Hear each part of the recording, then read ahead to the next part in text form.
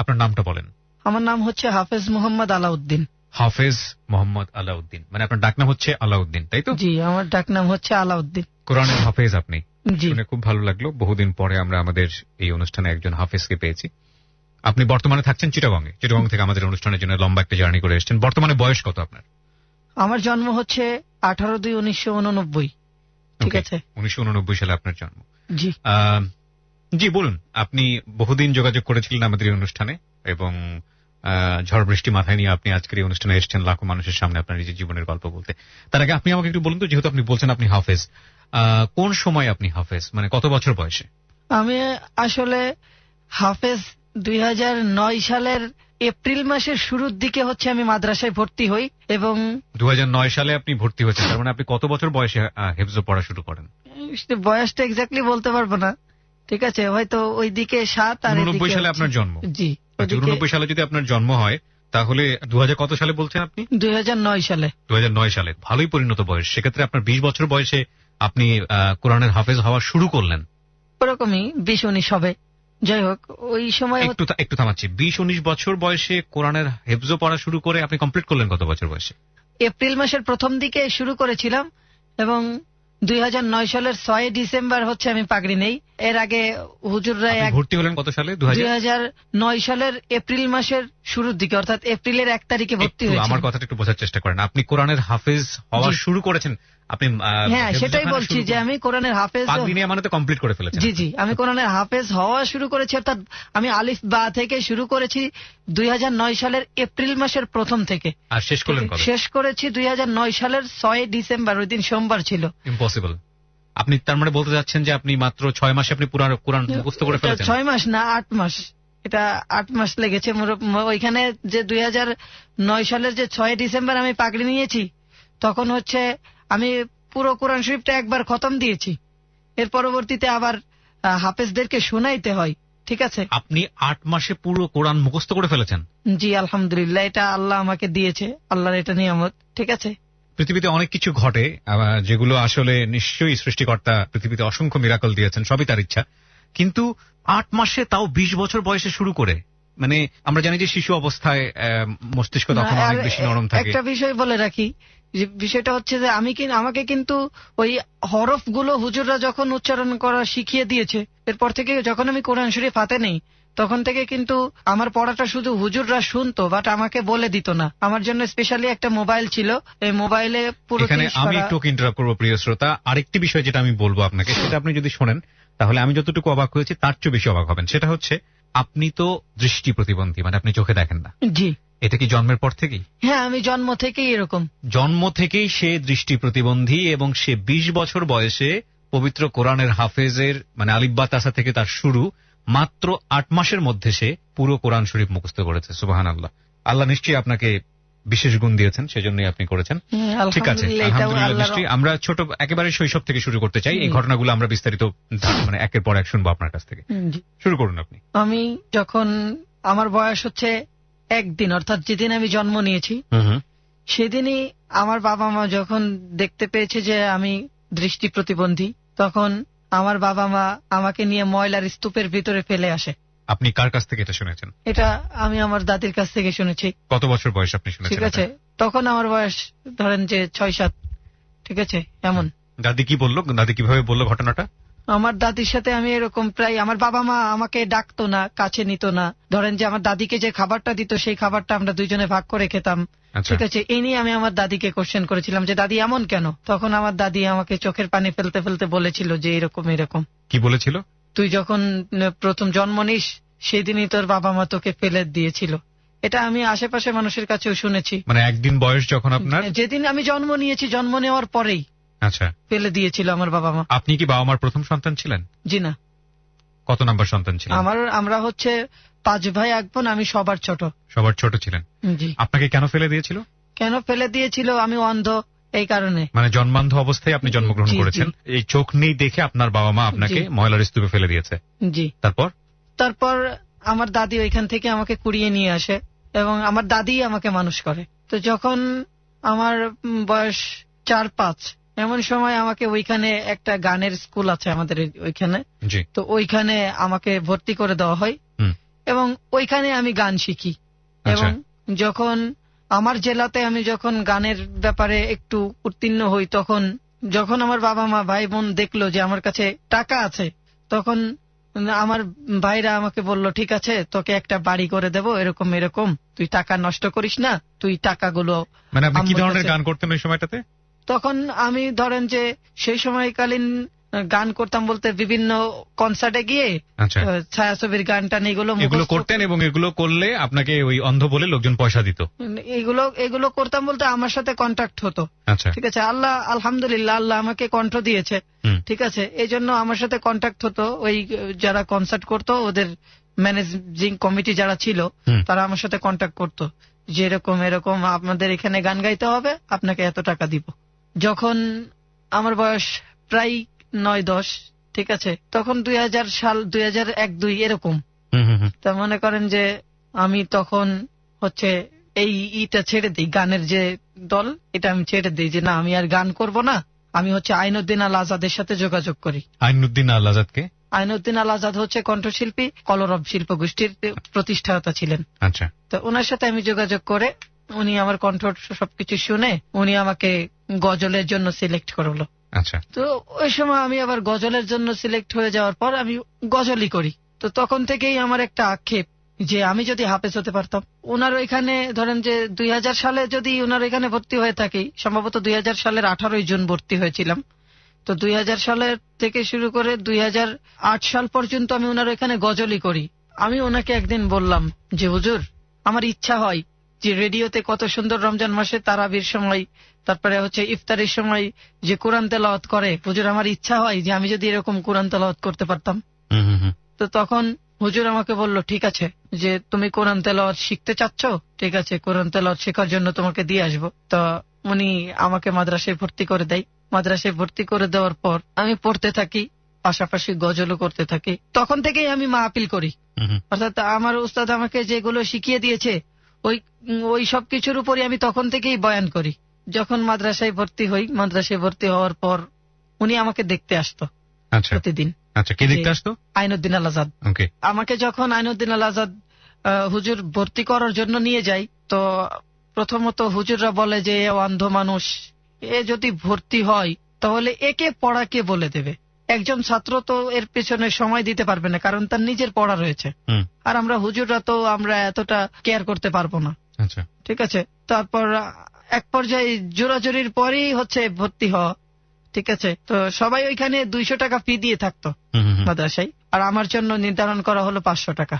তো আমার উস্তাদ উনি বলল, ঠিক আছে, 500 টাকা না, যদি 1000 টাকা হয় আমি 1000 টাকা দিয়ে হলেও আমি একে পড়াবো। তো প্রথম হুজুর আমাকে মনে করেন যে মাদ্রাসায় ভর্তি হয়েছে, ওই মাদ্রাসার শিক্ষক উনি আমাকে আইনুদ্দিন আল আজাদের উপর একটু চড়াও হয়েই উনি আমাকে প্রথমত অনেক পড়া দিয়ে ফেললো। অর্থাৎ আলিফ বা তার থেকে শুরু করে ধরেন যে কায়দার ইটা যতটুকু আছে, 2 কায়দা পর্যন্ত উনি আমাকে পড়া দিল।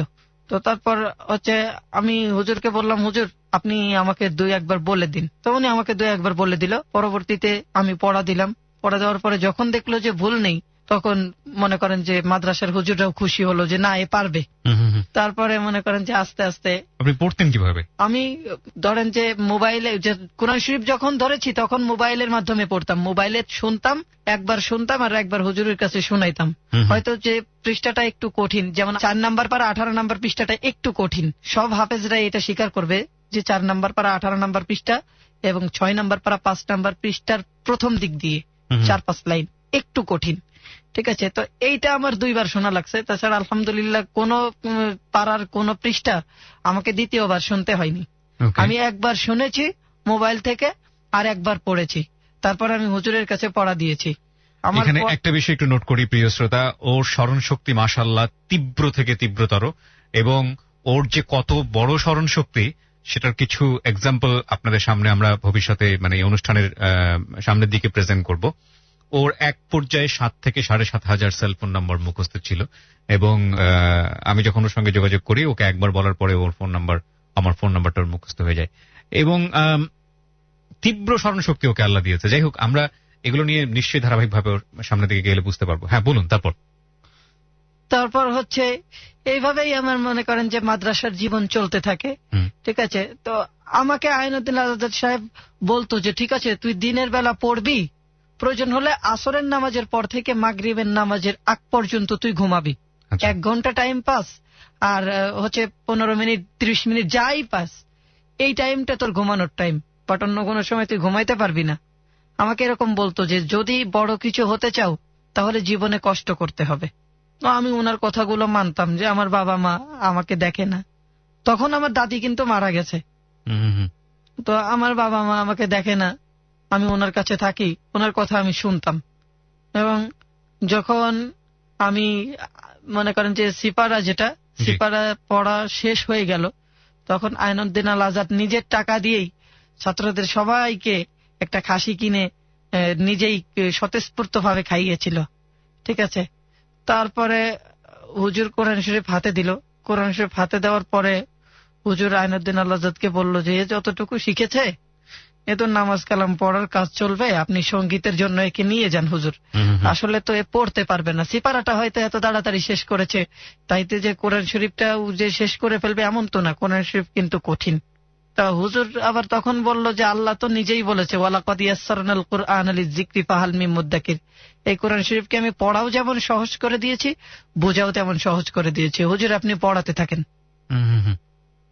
তো তখন হুজুর আমাকে বলল যে আমাদের তো বলে দেওয়া সম্ভব না, তুমি এক কাজ করো, তোমাকে একটা মোবাইল দেওয়া হবে, সেখানে তোমাকে সিম দেওয়া হবে না, বাট তোমাকে একটা মেমোরি দেওয়া হবে, এই মেমোরিতে পুরো 30 পারা কোরআন শরীফ থাকবে, এখান থেকে তুমি তোমার যেই দিন যতটুকু মন চাই সেই দিন ততটুকু তুমি শুনবা, শোনার পরে যতটুকু মুখস্থ হয় ততটুকু তুমি আমাদেরকে দিবা। তো একটা পারা হচ্ছে 20 পৃষ্ঠায়, শুধু 30 নাম্বার পারা হচ্ছে 25 পৃষ্ঠায়, ওর ভিতর থেকে আবার 73 লাইন বাদ যাবে। আবার হচ্ছে 29 নাম্বার পারা হচ্ছে 24 পৃষ্ঠায়, ওর ভিতর থেকেও 73 লাইন বাদ যাবে। ঠিক আছে, তাহলে এমনি ধরা যায় যে ওই দুইটা পারা হচ্ছে 21 পৃষ্ঠা করে হলেও, আর এক এক পৃষ্ঠায় হচ্ছে 15 লাইন করে থাকে, আর যে পৃষ্ঠায় শুরুতে সূরার নাম থাকে ওই সূরার নামের পৃষ্ঠায় হচ্ছে 13 লাইন থাকে। ওই সূরার নাম আর বিসমিল্লাহির রহমানির রহিম বাদ দিলে হচ্ছে এমনি কোরআন শরীফের আয়াত থাকে 13 লাইন। আর যে পৃষ্ঠায় সূরার নাম বা কোনো কিছু থাকে না ওই পৃষ্ঠায় হচ্ছে ফিক্সড 15 লাইন থাকে। তো 30 নাম্বার পারা আর 29 নাম্বার পারায় হচ্ছে সূরার নাম বেশি, যার কারণে ওইখান থেকে 73 লাইন করে বাদ চলে গেছে। তো আমি প্রথম যেদিন সূরা ফাতিহা থেকে শুরু করি, হুজুর আমাকে বলেছিল যে তুমি 30 পারা থেকে শুরু করো। তো আমি বলেছিলাম হুজুর হয়তো উল্টা দিক দিয়ে দিলে আমি পারবো না, আপনি আমাকে প্রথম দিক দিয়েই দেন, সূরা ফাতিহা থেকে আমি শুরু করি। তারপরে হুজুর বলল ঠিক আছে, তোমার যে দিক দিয়ে ভালো হয় সেদিক দিয়ে তুমি শুরু করো। তো যেদিন আমি সর্বপ্রথম কোরআন শরীফ হাতে নিলাম ওই দিনকে রাত্রে আবার আমার মাহফিল ছিল নাটোরের লালপুরে। ঠিক আছে, আমি আমার উস্তাদের সাথে গিয়েছিলাম। তো ওই দিন আমি হচ্ছে দুপুরের দিকে খাওয়া দাওয়ার পর আমি কোরআন শরীফটা হাতে নেই। কোরআন শরীফটা হাতে নেওয়ার পর আমি 2 থেকে 3 বার শুনি। ওই দিনকে আমি পড়া দেই হচ্ছে 5 পৃষ্ঠা সর্বপ্রথম, সূরা ফাতিহা বাদেই। আমি আলিফ লাম মিম থেকে শুরু করে ওয়াইজ ক্বালা রাব্বুকা লিল মালাইকাতি এই পৃষ্ঠা পর্যন্ত 5 পৃষ্ঠা আমি ওই দিন মুখস্থ করি। তো এই আলিফ লাম মিমের পৃষ্ঠায় আবার কম, এটাতে 13 লাইন থাকবে না, এটাতে হচ্ছে আর একটু কম, এই পৃষ্ঠায় 7 থেকে 10 লাইন মতো।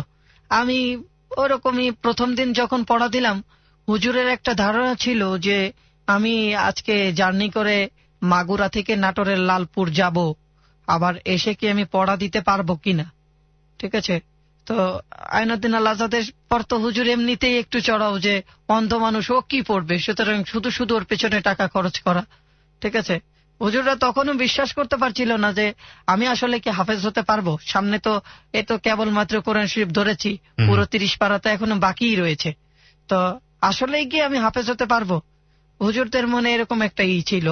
তারপরে হচ্ছে আমি আসলাম, আসার পরে আসতে ধরেন যে দুপুর হয়ে গেল। তো দুপুর হয়ে যাওয়ার পরে আমি এসে মাদ্রাসায় দাঁড়ানোর সাথে সাথেই আমি আগে হুজুরের রুমে গিয়েছি, গিয়ে দেখি যে হুজুর খাচ্ছে, দুপুরের খানা খাচ্ছে। তো আমি বললাম যে হুজুর কালকে তো আমি পড়ে রেখেছি, সকালবেলা পড়া দেওয়ার কথা ছিল, তা আমি পড়ি, আপনি একটু শোনেন। তো হুজুর আমার পড়াটা ওই সময় শুনলো, শোনার পরে হুজুর আইনুদ্দিন আল আজাদকে বলল যে না, একে আমি পড়াবো। যেই প্রথমে না করেছিল সেই প্রথমে রাজি হয়ে গেল। দুইজন হুজুরই বলেছিল যে না, এর দ্বারা সম্ভব না, আর একে কে বলে দেবে, যদি একটা ভুল বলি তাহলে এর গুনাহ আমাদের নিতে হবে, কারণ এ তো অন্ধ মানুষ, এ তো চোখে দেখে না। তাহলে একে যে যদি কেউ ভুল বলে দেয় তাহলে তো সেই গুনাহটা তার হবে।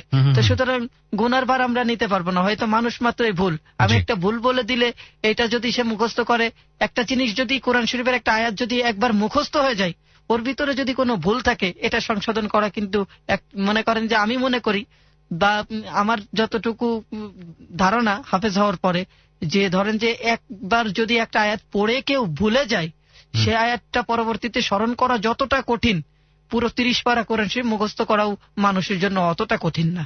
আচ্ছা আচ্ছা, এটা আপনার ব্যক্তিগত অভিমত?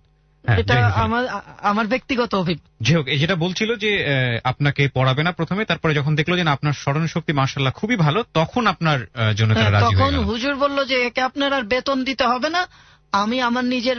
এরপর থেকে হুজুর প্রতিদিনই সকালবেলা নাস্তার ছুটি দিলে হুজুরের বাড়ি থেকে নাস্তা তৈরি করে আমার জন্য পাঠাতো। আমি মনে করেন যে এটা যখন দেখলো যে আমি প্রথম দিন কনসার্ট করে এসেছি, সারা রাত জার্নি করে এসেই যখন আমি মনে করেন যে আমি গাড়ি থেকে নেমেছি, গাড়ি থেকে নামার সাথে সাথেই আমি হুজুরের রুমে গিয়েছি সরাসরি।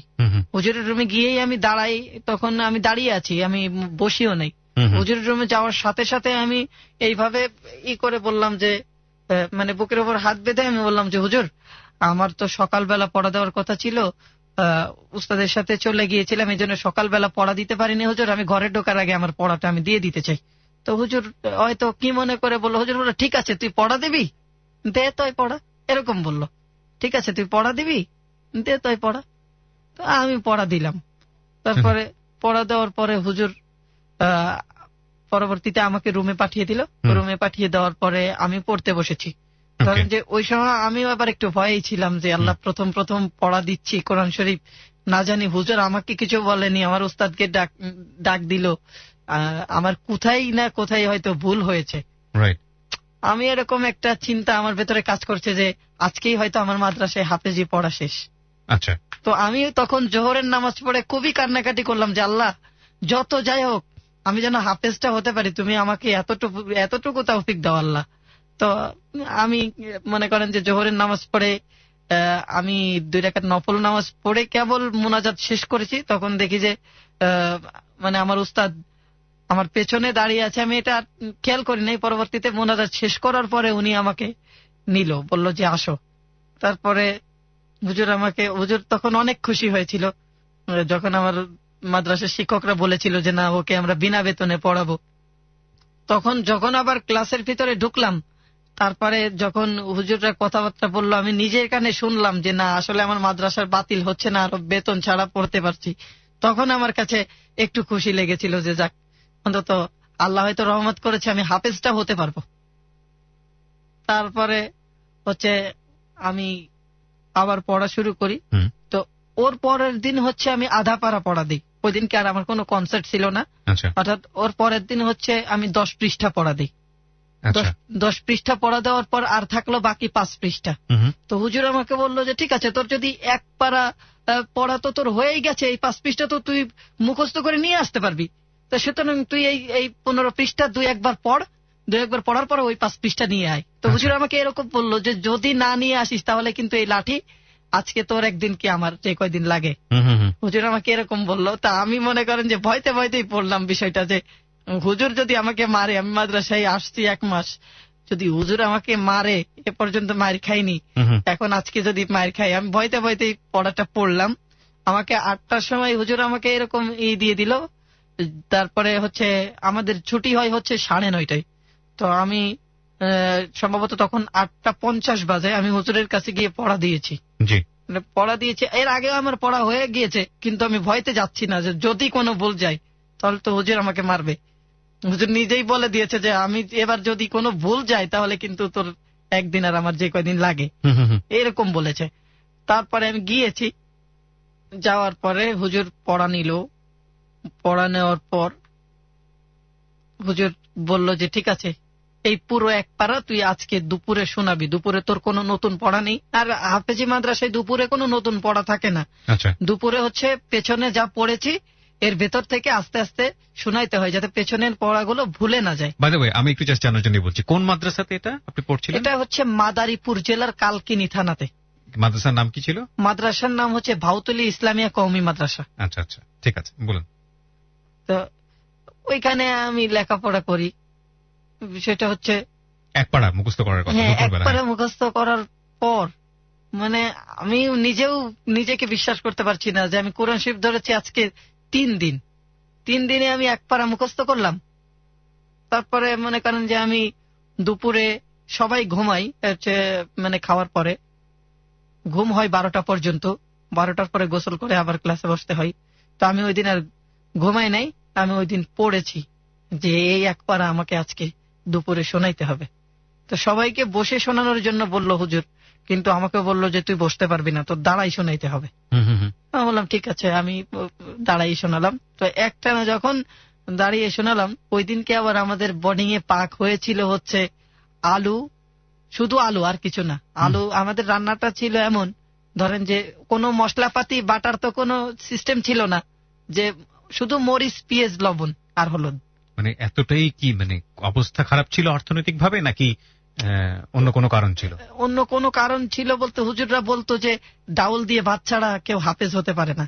আসলেও এটা আমি ফলো করে দেখেছি যে যারা একটু ভালো মন্দ খাওয়ার চেষ্টা করেছে তারা মনে করেন যে হাফেজ হতে পারেওনি, আসলেও চলে গেছে। এটা আমি মানে যেটা বলেছে যে কষ্ট সহ্য করলে হয়তো কেষ্ট মিলে বা এরকম কিছু। হাফেজ, হ্যাঁ এটাই বোঝাতে চেয়েছে যে কষ্ট ছাড়া কেউ হাফেজ হতে পারে না।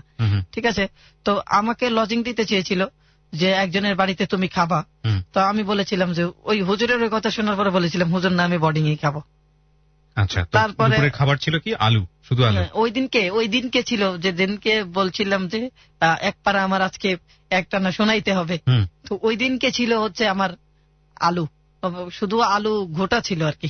আচ্ছা, ঠিক আছে, আলু ঘোটা আর ভাত। আর ভাতটা হচ্ছে মনে করেন যে মাদ্রাসায় হুজুররা যে কন্ট্রোলের যে চাউলগুলো অনেকদিন জমা থাকতো, ওই চাউলগুলো কিনে মানে কিনে এক ধরনের স্মেল হয়ে যায় চাল। জি জি জি, আর ওষুধ দিয়ে রাখা হতো। তো মনে করেন যে ওই চাউলটা এমন এমন চাউলও হয়েছে যে যখন ভাতটা রান্না করেছে তখনই ভাত ধুয়ে খাওয়া লেগেছে। আহা আহা। তারপরে ওকে, আমরা এই জায়গাটা একটা বিরতি নিতে চাই। প্রিয় শ্রোতা, আপনারা আজকে যেই মানুষটির জীবনের গল্প শুনছেন ও হচ্ছে হাফেজ আলাউদ্দিন, এবং ও এসছে সেই সুদূর চিটাগং থেকে। ও জন্মান্ধ, দুটো চোখে দেখে না।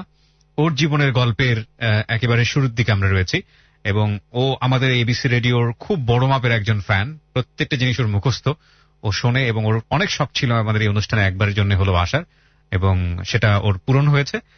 আর যতটুকু শুনেছি এখন পর্যন্ত খুবই অবাক হচ্ছি। একটা বিষয় মানে আল্লাহ ওকে একেবারে নিপুণ ভাবে দিয়েছে, সেটা হচ্ছে ওর স্মৃতিশক্তি। এত মারাত্মক স্মৃতিশক্তি ওর, সেটার উদাহরণ আপনারা কিছুটা হলেও পেয়েছেন যে মাত্র 8 মাসে ও পবিত্র কোরআন শরীফ পুরোটা মুখস্থ করেছে। শুধু তাই না, 20 বছর বয়সে, which is really really miracle, cause ওই সময়টাতে ব্রেনটা কিন্তু অনেক পাকাপোক্ত হয়ে যায়। এই সময়টাতে এই ধরনের কঠিন কাজ করা খুব মুশকিল। তো যাই হোক, ও সেটা পেরেছে, এবং শুধু সেটাই না, ওর যে জীবনের বিভিন্ন ঘটনাগুলো সেগুলো আমাদের উঠে আসবে আজকের এই হ্যালো 8920-তে বলার জন্য। আমরা কথা না বাড়িয়ে সরাসরি তার কাছে ফিরছি। জি, আপনি যেটা বলছিলেন যে চালগুলো ভাত রান্না হওয়ার পরেও সেই ভাতটাও ধুয়ে খেতে হতো যাতে স্মেলটা মানে গন্ধটা নাকে না লাগে, তাই তো?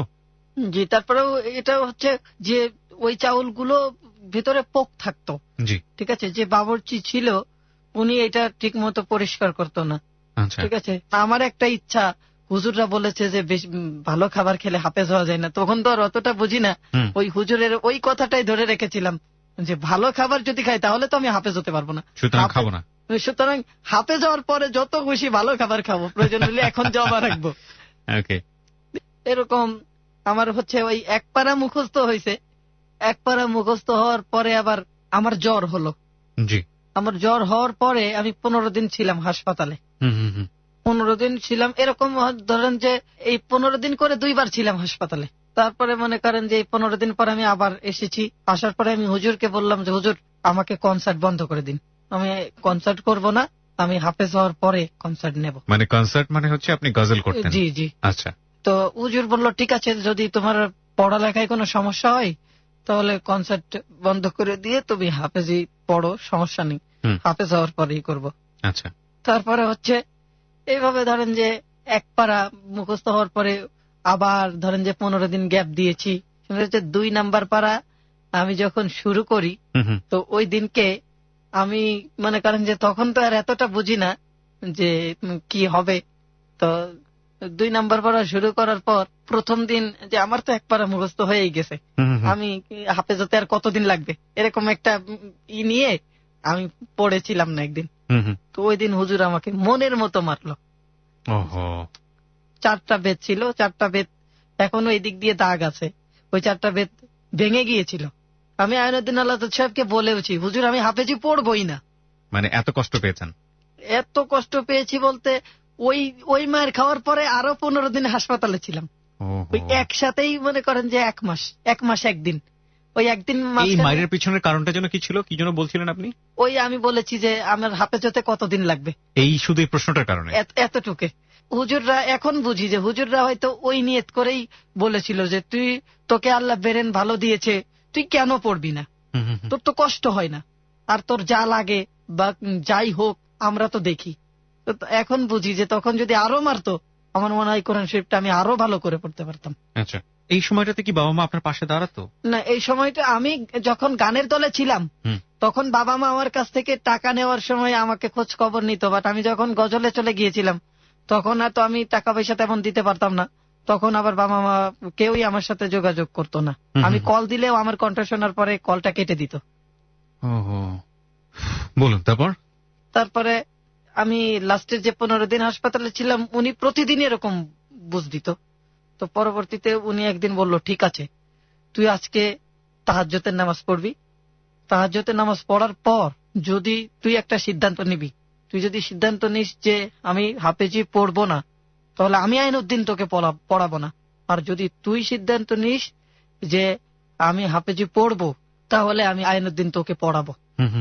তো ওই দিনকে রাত্রে আমি ঘুমানোর পরে কেউ একজন, আমি তো মনে করেন যে তাকে চিনি না, তবে কেউ একজন আমি স্বপ্ন দেখলাম যে আমার মাথায় হাত বুলিয়ে বলল যে তুই হাফেজি যদি পড়িস তাহলে তোর জীবন অনেক সার্থক হবে, তুই ভবিষ্যতে অনেক বড় হতে পারবি।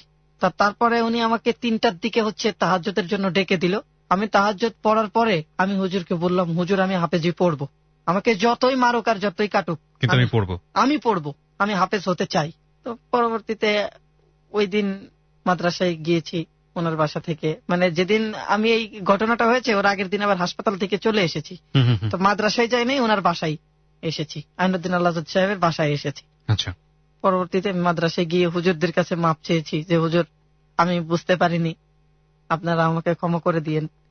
তো হুজুররা আমাকে কিছু বলে নাই, হুজুররা এরকম হয়তো ধারণা করেছে যে ছোট মানুষ বুঝতে পারেনি আর হঠাৎ করে আমরা এরকম মেরেছি, হয়তো সেই কারণে বলেছে।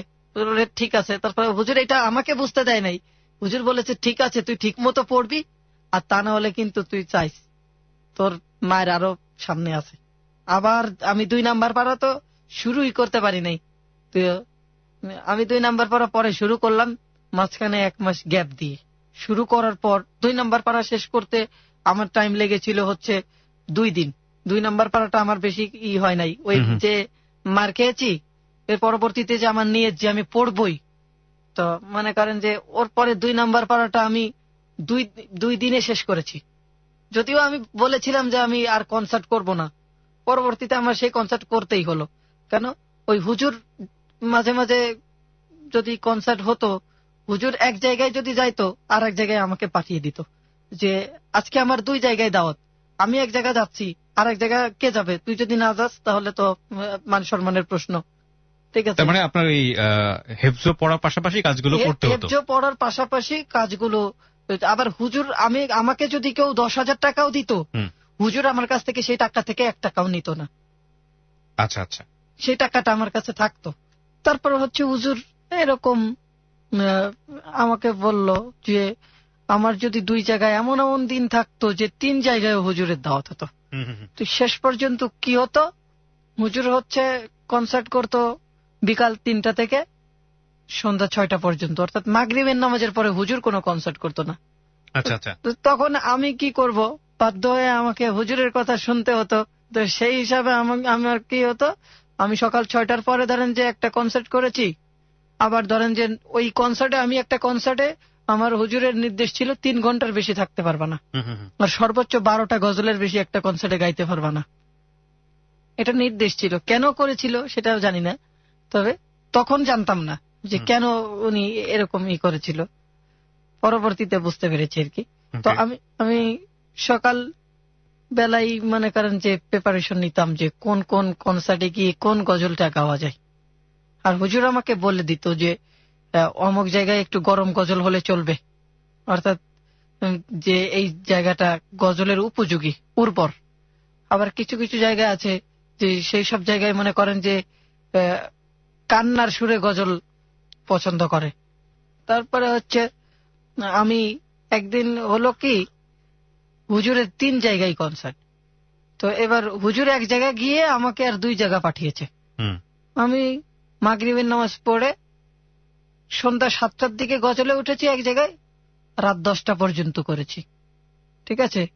এরপরে আর এক জায়গায় গিয়ে মনে করেন যে গজল শেষ করতে করতে 3:30 বেজে গেছে। তারপর আমি বাসায় এসেছি, বাসায় আসার পরে আমি হুজুরকে বললাম, হুজুর এরকম তো আমার দ্বারা আসলে সম্ভব না।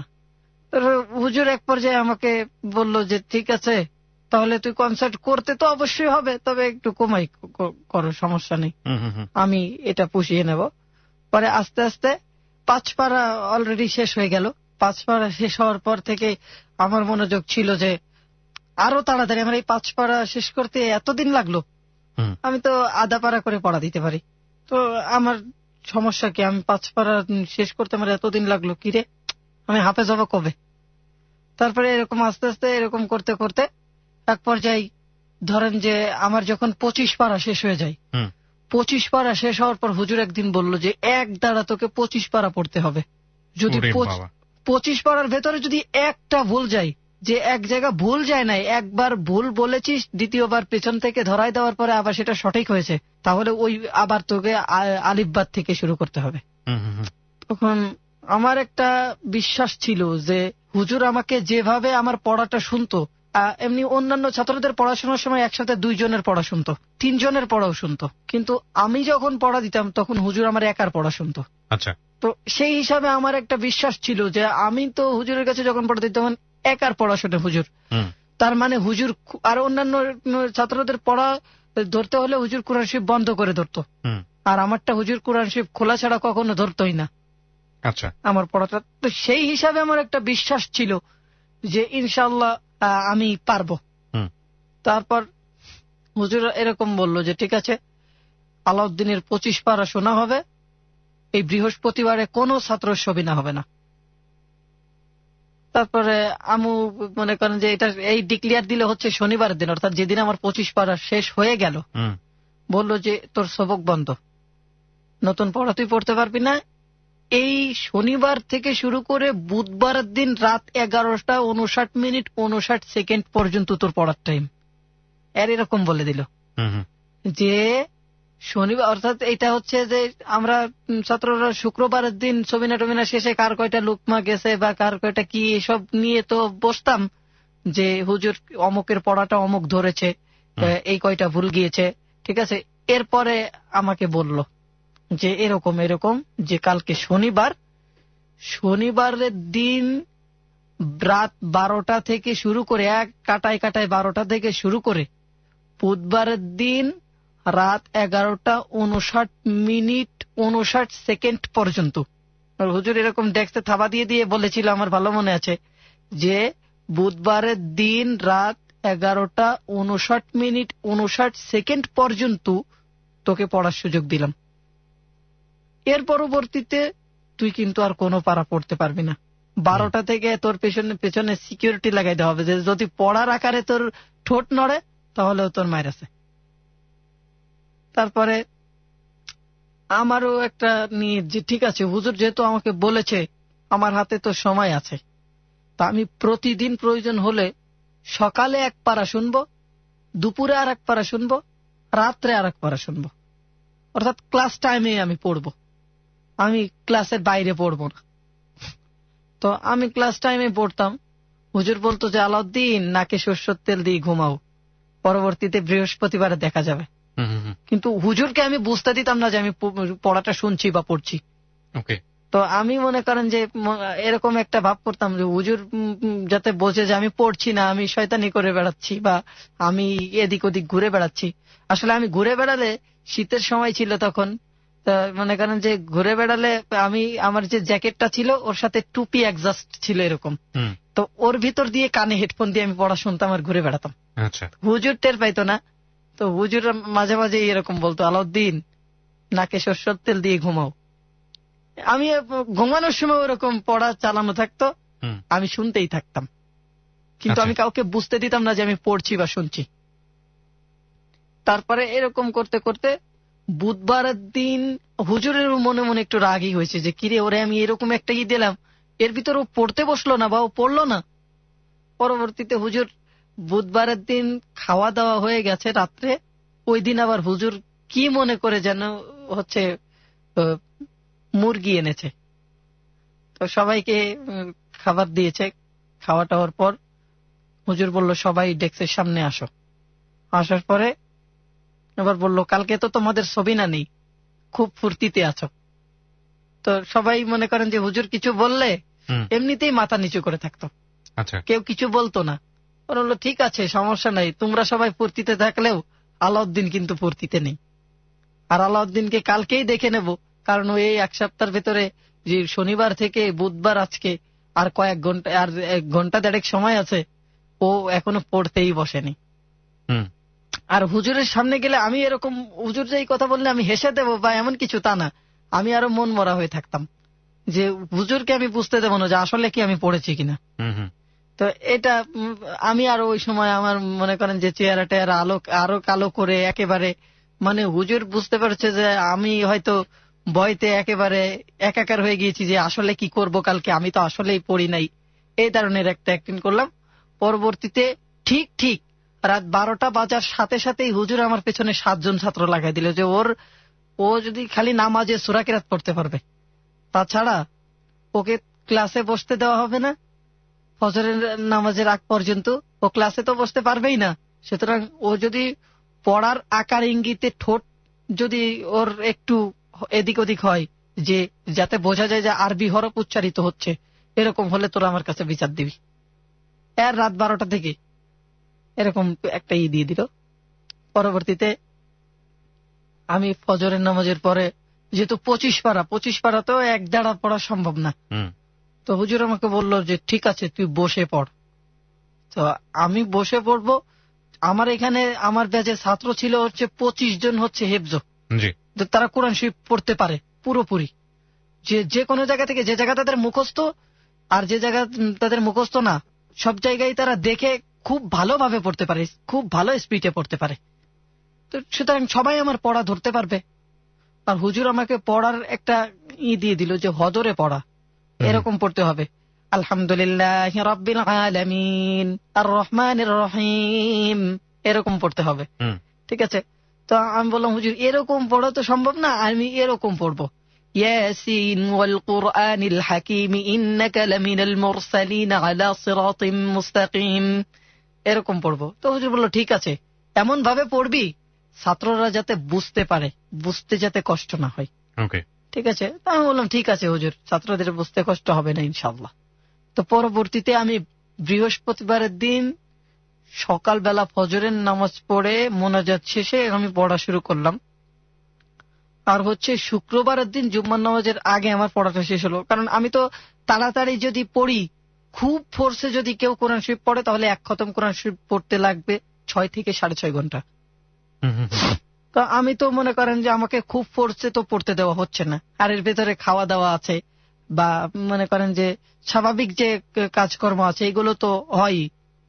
আচ্ছা, তো সেই হিসাবে জুম্মার নামাজের আজানও দিল, আমার এই 25 পারাও শেষ হলো। কিন্তু আল্লাহর অশেষ রহমত, আলহামদুলিল্লাহ আমার একটা ভুলও কেউ ধরতে পারেনি। কিন্তু ধরার চেষ্টা কেউ কম করে নাই, যে আমার ধরেন যে ওই পৃষ্ঠাটা, যে পৃষ্ঠাটা খুব ভালো হয়েছে, সবচাইতে ভালো হয়েছে, ওই পৃষ্ঠাটা এই ছাত্ররা বলতো আপনি আবার পড়েন। হয় নাই ভাই আপনার, আপনি দেখেন কোথাও ভুল আছে, হুম। তো আমি তো জানি যে এরকম সিস্টেম তো এদেরকে আমি শিখাইছি যে দেখেন কোথাও ভুল আছে। ওকে। তো আমি তো জানি যে এরকম করলে যদি আমি একটু হেরফের করি ভুল না থাকলেও ভুল হয়ে যাবে, তো সুতরাং কোনো হেরফের করা যাবে না। তারপরে আমি বললাম ঠিক আছে, ভুল থাকলে তোমরা ধরতে পারো, আমি আগে যা পড়েছিলাম এখনো তাই পড়ছি। তো এরকম ধরেন যে এক পাড়ায় যেখানে লাগার কথা 20 মিনিট সেখানে ওরা আরো এক্সট্রা 10 মিনিট নিয়ে নেয় এরকম করতে করতে। তারপরে হুজুরও মনে করেন যে হুজুর বলে যায় আমি বাজারে যাচ্ছি, তোরা ওর পড়াটা ভালো করে ধরিস, এই বলে ঘর থেকে বের হয়ে যায়, টুক করে আবার এসে বসে থাকে। আমি তো আর দেখি না, হুজুর ওরকম করে যে, আর আমি যাতে মনে করি যে হুজুর বাজারে গিয়েছে আমি একটু শয়তানি করতে পারবো। তো আমি আমার একটা নিয়ত যে আমি যেহেতু হাফেজ হয়ে যাব, যদিও আমার একটা লোকমা যাই, হুজুর বলেছে যে আলিফবা থেকে পড়তে হবে, এরকম তো আর দেবে না, হয় না কখনো। তা সুতরাং আমি চেষ্টা করি যে আমার যাতে ভুল না যায়। হুজুর বাজারে যাক, আমার সমস্যা কি? হুজুর বাজারে গেলেই যে পড়তে হবে, না গেলে যে পড়তে হবে, গেলে যে পড়তে হবে না, এরকম তো কোনো কিছু না। তো আমি আমার মতো পড়লাম। পড়ার পরে এবার হুজুর বলল যে এই 5 পারা তুই যত তাড়াতাড়ি সম্ভব শেষ কর। তো তখন হচ্ছে আপনার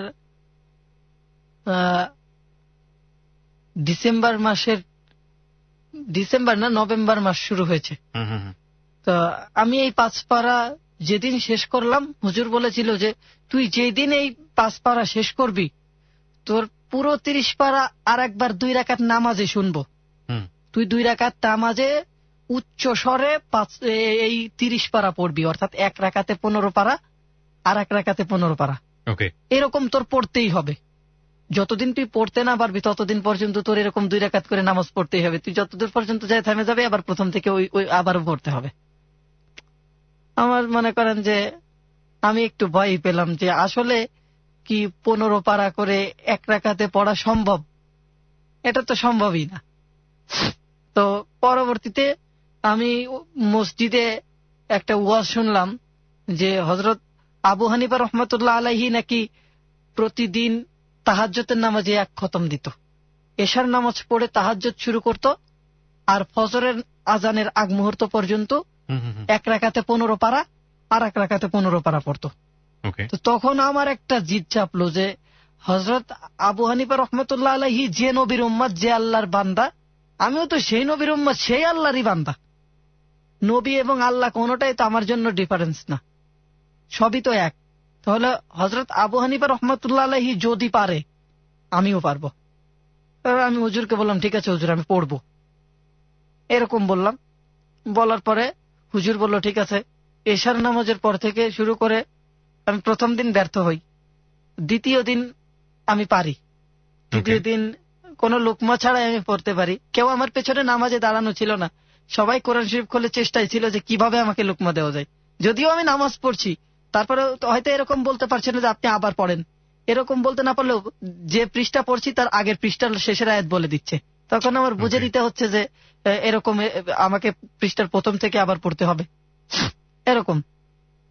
তো হুজুর হয়তো ওই দিন বলেছিল যে নামাজ তো বেশি করা যাবে না, তো যে পৃষ্ঠা ওই দিন আর বেশি ছাত্ররা করে নাই, কারণ হুজুর তো জানেই যে আমার আগের 25 পারা একবার শোনা হয়েছে। মানে এইভাবে আপনি 30 পারা কোরআনের হাফেজ হলেন? এইভাবে আমি 30 পারা কোরআনের হাফেজ হলাম। ইভেন আমি যেদিন হুজুর বলেছিল যেই দিন তোর এই 30 পারা কোরআন শরীফ তুই শুনাইতে পারবি এক দ্বারা, এরকম নামাজে 2 রাকাত নামাজে শুনাইতে পারবি, তার পরের দিন মাদ্রাসার মাহফিল হবে। যতদিন তুই শুনাইতে পারবি না, যদি 5 বছরের ভেতরে শুনাইতে না পারিস, তাহলে ওই 5 বছর মাদ্রাসার মাহফিল হবে না। ওকে। তারপরে আমি ডিসেম্বরের 5 তারিখে আমি শোনাইতে পারি আর কি, ডিসেম্বরের 4 তারিখ দিবাগত রাত্রে আমি শোনাইতে পারি। হুজুর জানতো যে আমি পারবো, হয়তো হুজুর আমার কোনো মঙ্গলের কারণে এটা করেছিল, তা না হলে হুজুর এত তাড়াতাড়ি এত কিছুর আয়োজনই বা কিভাবে করলো, বক্তাদেরকে দাওয়াত দিয়ে 6 তারিখে মাহফিলই বা কিভাবে দিল। কিন্তু এর একটা কি যে এই কথা যে বলেছে, ওই 25 পারা যে শোনানোর কথা বলেছে, ওর পরে কিন্তু হুজুর আমাকে মাদ্রাসায় থাকতে দিত না। এমনি আমি পড়তাম হুজুরের বাসায়, যে 5 পারা পড়েছি এই 5 পারা হুজুরের বাসায় পড়েছি, হুজুর বাসায় আমার পড়াটা নিয়েছে এই 5 পারা। ঠিক আছে। আবার এই যে নামাজ পড়েছি এটাও আমি হুজুরের বাসায় পড়েছি, ছাত্ররা হুজুরের বাসায় গিয়ে ধরেছে, আলাদা একটা রুম ছিল হুজুরের ওইখানে। কিন্তু এর ভিতরে হুজুর মাহফিলের আয়োজন টায়োজন সব করেছে। পরে আমি 5 তারিখে যখন করলাম, এর ভেতরে আবার মাসখানিক হচ্ছে আমার উস্তাদ আমার সাথে কোনো দেখা সাক্ষাৎ করতো না, বা কনসার্ট টনসার্ট সবই বন্ধ ছিল। ওনার সাথে আমি ফোনেও কথা বলতে পারতাম না। আমি হাফেজ হলাম। হাফেজ হয়ে যাওয়ার পর হচ্ছে 2010 সাল পর আমি কওমি মাদ্রাসায় ভর্তি হই। হাফেজ হয়ে যাওয়ার পরে ওইখানেই কওমি মাদ্রাসা, এবং আমার মাদ্রাসার লেখাপড়া বন্ধ হয়ে যায় একটা কারণেই, 2010 সালের 18 জুন আমার উস্তাদ মারা যায় গাড়ি অ্যাক্সিডেন্টে। মারা যাওয়ার পর থেকে আমি আর মাদ্রাসায় পড়তে পারিনি, তবে এর ভিতরে উর্দু এবং হিন্দি ভাষার উপর কোর্স নেই। তারপরে আমি এই মাদ্রাসায় ঘুরি ফিরি, লেখাপড়া আর হয় না। তো 2012 সালের 27 ডিসেম্বর আমি হচ্ছে আমার বাড়ির পাশে একটা মাদ্রাসায় চাকরি নিই। আচ্ছা, এই 2012 সালের 27 ডিসেম্বর চাকরি নেওয়ার পর আমাকে বলল, তোমার বেতন কত দিতে হবে? তো আমি বললাম, হুজুর আপনি আমার বেতন আর কি দিবেন, আমার তো আসলে এখন ফ্যামিলি নেই, কিছু নেই, আপনি আমার মোবাইল খরচটা শুধু দিয়ে দিবেন। আচ্ছা। তো মোবাইল খরচে বিল আসতো তখন আমার প্রতি মাসে, এমনিতেই যদি কথা নাও বলতাম 3500 টাকা, 4000 টাকা। হুজুরকে আমি বলেছিলাম, তো হুজুর বললো যে তোমার মোবাইল বিল কত আসে বা না আসে এগুলো তো আর আমি জানি না, ঠিক আছে আমি তোমাকে 1500 টাকা দেবো প্রতি মাসে বেতন, আর তুমি এখানে থাকবা, খাবা, সব ফ্রি। ঠিক আছে, আপনি যদি 1500 টাকা দেন তাহলে আমি আর একটা মসজিদ নেব, আমি 5 ওয়াক্ত একটা ছাত্রকে সাথে নিয়ে নামাজ পড়াবো, যদি ওইখানেও আমি আরো কিছু টাকা পাই তাহলে আমার জন্য ভালো হবে। তো মোটমাট এই মাদ্রাসা আর মসজিদ মিলে হচ্ছে বেতন হলো 3000 টাকা। বেতন 3000 টাকা, আর অনুমতি ছিল যে আমি যে কোনো মাহফিল টাহফিল করতে পারবো। অর্থাৎ আমাকে হুজুর এরকম বলেছিল যে তুমি মাহফিল না, যা খুশি তা করো, সমস্যা নেই। আমি প্রতি মাসে ইন্টারভিউ নিয়ে যদি দেখি যে আমার ছাত্রদের পড়া ঠিক আছে তাহলে আমি তোমাকে কিছুই বলবো না। আর তুমি যদি 24 ঘন্টা ডিউটি করার পরেও যদি আমি দেখি যে মাদ্রাসার ছাত্রদের পড়া ঠিক নাই তাহলে কিন্তু আমি তোমাকে কিছু বলবো। আমারও এরকম একটা খেয়াল ছিল যে আমি আর যাই করি, আগে ছাত্রদের পড়ার কিভাবে সিস্টেম করলে, কি করলে পড়াটা ভালো হবে। তো আমি প্রতিদিনই আমি যাদের কাছ থেকে হাফেজ হয়েছি তাদের কাছ থেকে বুদ্ধি নিতাম যে হুজুর আমার ছাত্রদেরকে তো হুজুর আমি এইভাবে এই কয়টার দিকে উঠাই, এই করি, কি করলে পড়া ভালো হবে। হুজুররাও আমাকে বলতো, এরকম বলতো যে তখন বলছি তখন তো আর শোনো নাই, এখন যখন মাদ্রাসার দায়িত্ব পাইছে এখন আবার ফোন করে করে জিজ্ঞানো লাগে, এরকম বলতো।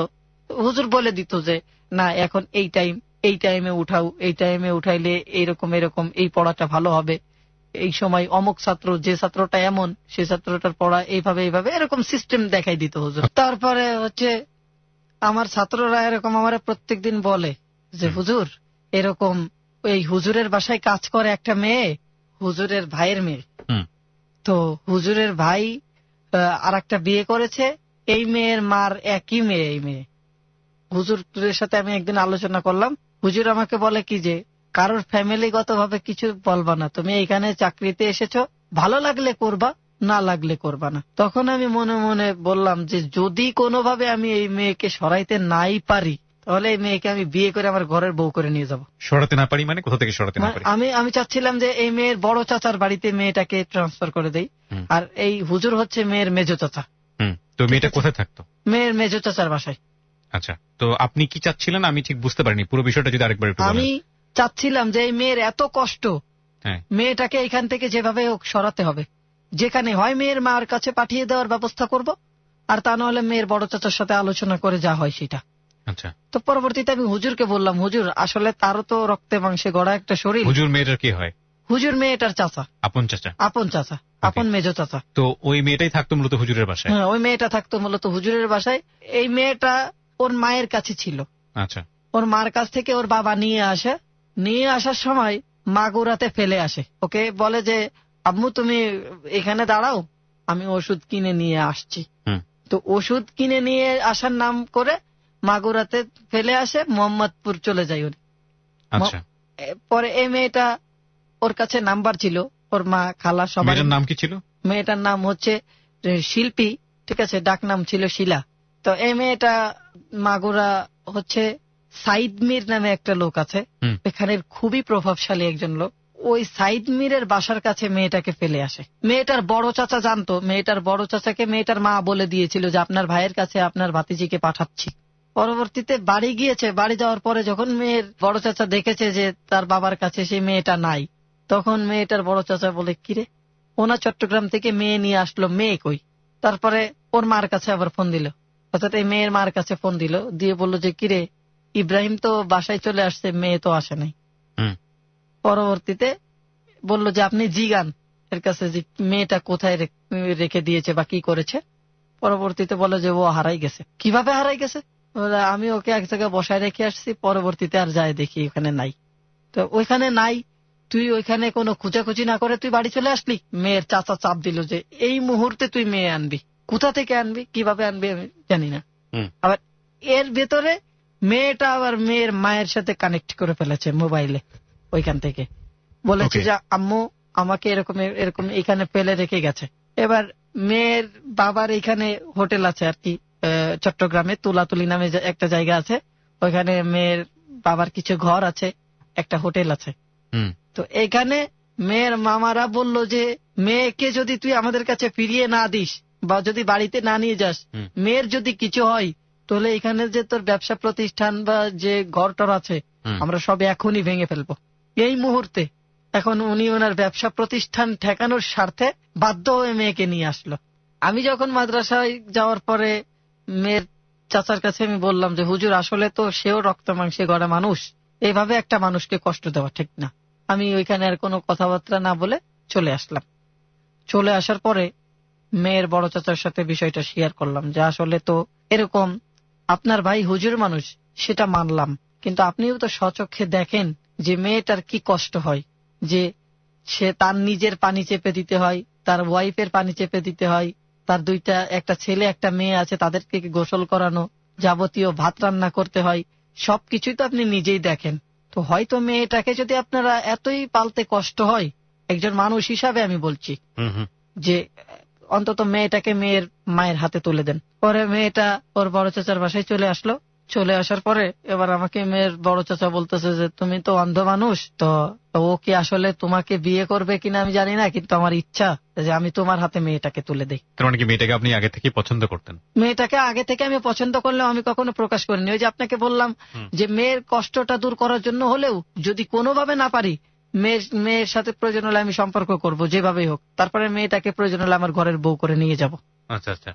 পরবর্তীতে এই বিষয়টা নিয়ে মেয়ের মেজ চাচা আমাকেই দায়ী করলো যে তোমার কারণে এই মেয়েটা চলে গিয়েছে। এখন তো চাচা আমাকে এরকম বলছে যে আমার স্ত্রীর হার্ট ছিদ্র, তুমি এই মেয়েটা থাকতে যাই হোক কাজ কাম করে দিত, ও একটু রেস্ট পেত, এখন ও পারে না কল চিপে দিতে, আমাকে পারে না নিজে গোসল করতে, এরকম আমার কিছু কিছু কথা বললো। আমি বললাম হুজুর, আমি তো আর আপনার বাসায় যাইনি, আর আপনার বাসায় যাওয়ার কোনো প্রয়োজনও আমার নেই, বা মেয়ের বাবার নামটাই শুধু জানি, মার নাম কি সেটাও জানি না। তো সুতরাং আমি মেয়েটাকে কিভাবে আনলাম, বা মেয়েটাকে কি আপনি শুনেছেন যে কখনো বলেছি যে তুমি তোমার মেজ চাচার বাসা ছেড়ে তোমার বড় চাচার বাসায় চলে যাও? সুতরাং আপনি প্রমাণ ছাড়া কথা বললে কেউ বিশ্বাস করবে না, কারণ সবাই জানে মসজিদে যারা নামাজ পড়তে আসে যে আমি নামাজ পড়াতে যাই আবার ফিরে এসে ক্লাসে বসি, এরকম বললাম। তারপরে উনি আমার পর একটু রাগ, কারণ উনি তো বুঝতে পেরেছে যে আসলে কি থেকে কি হয়েছে। তারপরে এক পর্যায়ে মেয়েটার বড় চাচা বলছে যে আমি চাই যে তোমার হাতে মেয়েটাকে তুলে দেওয়ার জন্য। আমি বললাম মেয়ের যদি ইচ্ছা থাকে, আমি অন্ধ মানুষ, আমি কোনো মেয়েকে যদি চয়েস করে বিয়ে করি, হয়তো সেই মেয়েটা আমার লাইফে নাও থাকতে পারে। তো মেয়ের যদি ইচ্ছা করে বলে যে হ্যাঁ আমি আলাউদ্দিনের সংসার করব, তাহলে সেই মেয়েটাকে আমি যে কোনো কিছুর বিনিময় হলেও আমি বিয়ে করব, তাতে আমার জীবন থাক বা যাক। আর মেয়ে যদি বলে যে না, তাহলে শত চেষ্টা করে ওই পৃথিবীর সব যদি একদিক হয়ে বলে যে আলাউদ্দিনের সাথে এই মেয়ের বিয়ে হবে, আমি কখনো কাবিননামায় সাইন করব না, কখনো কবুলও বলবো না, আর এর আগে প্রয়োজন হলে আমার মৃত্যু হবে। এরকম বলার পরে কিসের কারণে কি আমি বুঝলাম না, মেয়ে 17ই জানুয়ারি আমাকে কয়েকটা ওই যে চকো চকো আছে না, এই চকো চকো একটা প্যাকেটে করে পাঠিয়েছে। মেয়ের বড় চাচার বাসা থেকে। আচ্ছা, চকো পাঠানোর পরে যে প্যাকেটে পাঠিয়েছে ওই প্যাকেটটা আবার ছিল একটা চিঠি। ঠিক আছে, এখন কি থেকে কি হয়েছে আমি আর এত কিছু বুঝি নাই।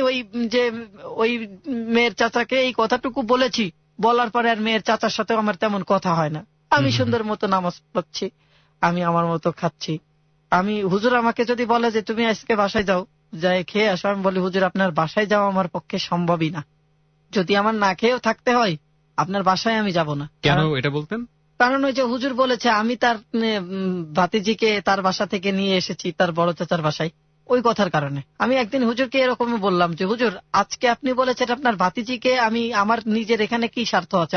আজকে আপনি বলেছেন আপনার ভাতিজিকে আমি তার বড় চাচার বাসায় নিয়ে দিয়েছি, কিছুদিন পরে যদি আপনার ওয়াইফ তার বাবার বাড়িতে চলে যায় তাহলে আপনি তো আমাকে বলবেন যে আমার ওয়াইফকে তুমি তার বাবার বাড়িতে পাঠিয়ে দিয়েছো, তখন কি হবে? আমি আপনার বাসায় যাইতে পারবো না। আর এরকম বলে দিলাম। বলে দেওয়ার পরে হুজুর ছাত্রদেরকে আমি পাঠালাম যে তোরা এখান থেকে খানা নিয়ে আয়, খানা নিয়ে আসার পরে তারপরে তোরা খানা খাইতে বই। তারপরে আমি যাই নাই। তারপরে এক পর্যায়ে 17 জানুয়ারি যে আমাকে চিঠি পাঠিয়েছে, তো মনে করেন যে চকো গুলো যে ছাত্রটা এনেছে ওই ছাত্রটা হচ্ছে আবার ওই বড় চাচার ছেলে, আমার ছাত্র, তারপরে ওই মেয়ের বড় চাচার ছেলে।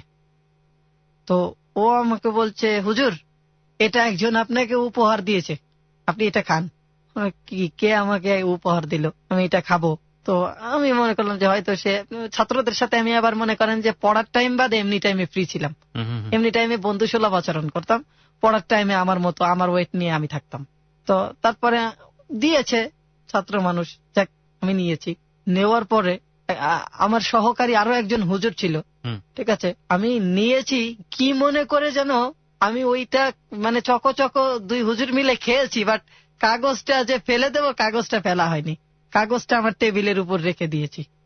আর ওই কাগজটা ছিল হচ্ছে অফসেট পেপার।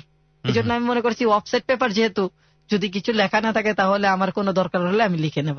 আমি হয়তো অনেক সময় অনেকে মৃত্যুর সংবাদ আসে যেগুলো ছাত্রদেরকে লিখে লিখে মাইকিনের জন্য পাঠাতে হয়, তো এই জন্য আমি ওটা অফসেট পেপার মনে করে রেখে দিয়েছি যে থাক। আর আমারও একটা ধারণা যে গিফট আমাকে কে দিবে, আর গিফট দিলে 2 টাকার চকো তাও আবার 3টা। তারপরে মনে করেন যে এই 3টার ভেতর আবার যে ছাত্রটা এনেছে ওকে দিয়েছে একটা, আর আমরা 2 হাফেজ সাহেব মিলে 2টা খাইছি। তারপরে এবার আমি আমার টেবিলে ওইটা রেখে চলে এসেছি। আমি আবার ওই হুজুরকে আমার ঘরে নির্বিঘ্নে আমার যে রুমটা ছিল ওই রুমে যেতে দিতাম।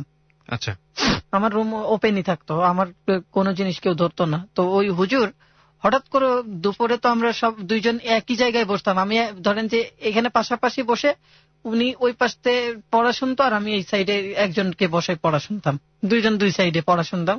তো পড়া সবার নেওয়া শেষ হয়ে গেছে, ওই দিন উনি কেন জানি তাড়াতাড়ি করে পড়া নিচ্ছে। আমি মনে করলাম হয়তো কোনো কাজ আছে, আমিও তাড়াতাড়ি করে নিয়ে ফেললাম। নিয়ে ফেলার পরে হুজুর আমাকে বলে যে হাফেজ সাহেব কয়েকটা কথা বলি। আবার মানে অনেক সময় হাফেজ সাহেব বলতাম, আবার অনেক সময় ভাইও বলতাম, ঠিক আছে। হাফেজ সাহেব কয়েকটা কথা বলি আপনাকে। আমি বললাম যে কি রে ভাই, কি সমস্যা? ভাই যদি সুখের কথা হয় তাহলে বলতে পারেন, দুঃখের কথা হলে থাক, এরকম বললাম। তারপরে উনি বলতেছে যে আপনি লুকিয়ে লুকিয়ে প্রেম করেন ভাই, আমাদেরকে জানান না। আরে কি অবস্থা, কি কন আপনি, এটা কেমন কথা, আমি লুকিয়ে লুকিয়ে প্রেম করি মানে?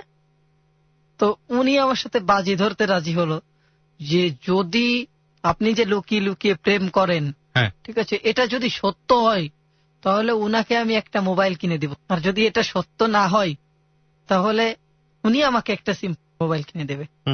তো আমার তো দৃঢ় বিশ্বাস যে আমি তো কোনো মেয়ের সাথে কথা বলা তো দূরের কথা, শুধু কাস্টমার কেয়ারে যেসব মেয়েরা লিডের ব্যাপারে সেলের ব্যাপারে কল করে ওদের কলটা রিসিভ করি, আবার সিম সেল হয়ে গেলে ওদেরকে ফোন করে বলে দেই। তাছাড়া তো আমি পার্সোনালি, আর তখন আমার নিজের কাছে কোনো নাম্বার ছিল না, অফিসিয়ালি যে নাম্বারটা আমাকে দেওয়া হয়েছিল ওই নাম্বারটাতে ধরেন যে 3,500 টাকা করে প্রতি মাসে অফিস থেকে বিল ঢুকতো, ওইখান থেকেই আমি কথা বলতাম। আচ্ছা, আমার নিজের কোনো ফোন তখন ছিল না। তারপরে মাঝে মাঝে হয়তো 1-2 হাজার টাকা ঢুকাতে হতো আমাকে এই বিল শেষ হয়ে যাওয়ার পরেও। তো আমি বলি যে আপনি কি আমার কল রেকর্ডিং চেক করেছেন? কল রেকর্ডিং চেক করলে কি হবে, আপনার কল রেকর্ডিং চেক করলেও তো দেখলাম যে খালি মেয়েদের কণ্ঠ, কিন্তু ওইটা কোনো বিষয় না। আমি বললাম যে আপনি মেয়েদের কন্ট্রোল পেয়েছেন, কথা ঠিক আছে, বাট ওইখানে কি বলা হয়েছে আপনি এগুলো কি শুনেছেন? না, ওগুলো তো শুনে আমার কাজ নেই, কারণ ওগুলো তো সিম সম্পর্কে বলা হয়েছে, সবকিছুই আমি শুনেছি কয়েকটা। তখন আমি বললাম তাহলে আপনার কাছে কি প্রমাণ আছে আপনি নিয়ে আসেন। তো পরবর্তীতে উনি ওই কাগজটা আমার হাতে দিচ্ছে। আমি বলি আরে ভাই, এই কাগজটা তো একজন আমাকে চকচক উপহার দিয়েছে, সেটা আমি এখানে রেখে দিয়েছি, যে মৃত্যু সংবাদ টংবাদ আসলে আমি এটাতে লিখে পাঠাবো। তারপরে উনি আমাকে এটা পড়ে শোনালো। তারপরে এবার উনি আমাকে বলে এবার দেন। আমি বললাম যে তারপরে চিঠিটা মেয়ে দিয়েছে, বাট আমি যে কিছু লিখে মেয়েকে দিয়েছি এমন তো কিছু না। এক পর্যায়ে এরকম করতে করতে আমিও মেয়েটার প্রতি ইমোশনাল হয়ে যাই। আমি এক সময় এরকম মনে হতো যে এই মেয়েটা ছাড়া মনে হয় আমার জীবনে আর কিছুই আমি কল্পনা করতে পারি না, এমন কিছু মনে হতো। তারপরে এক পর্যায়ে মেয়ের মেজো চাচা বিষয়টা জানতে পারে।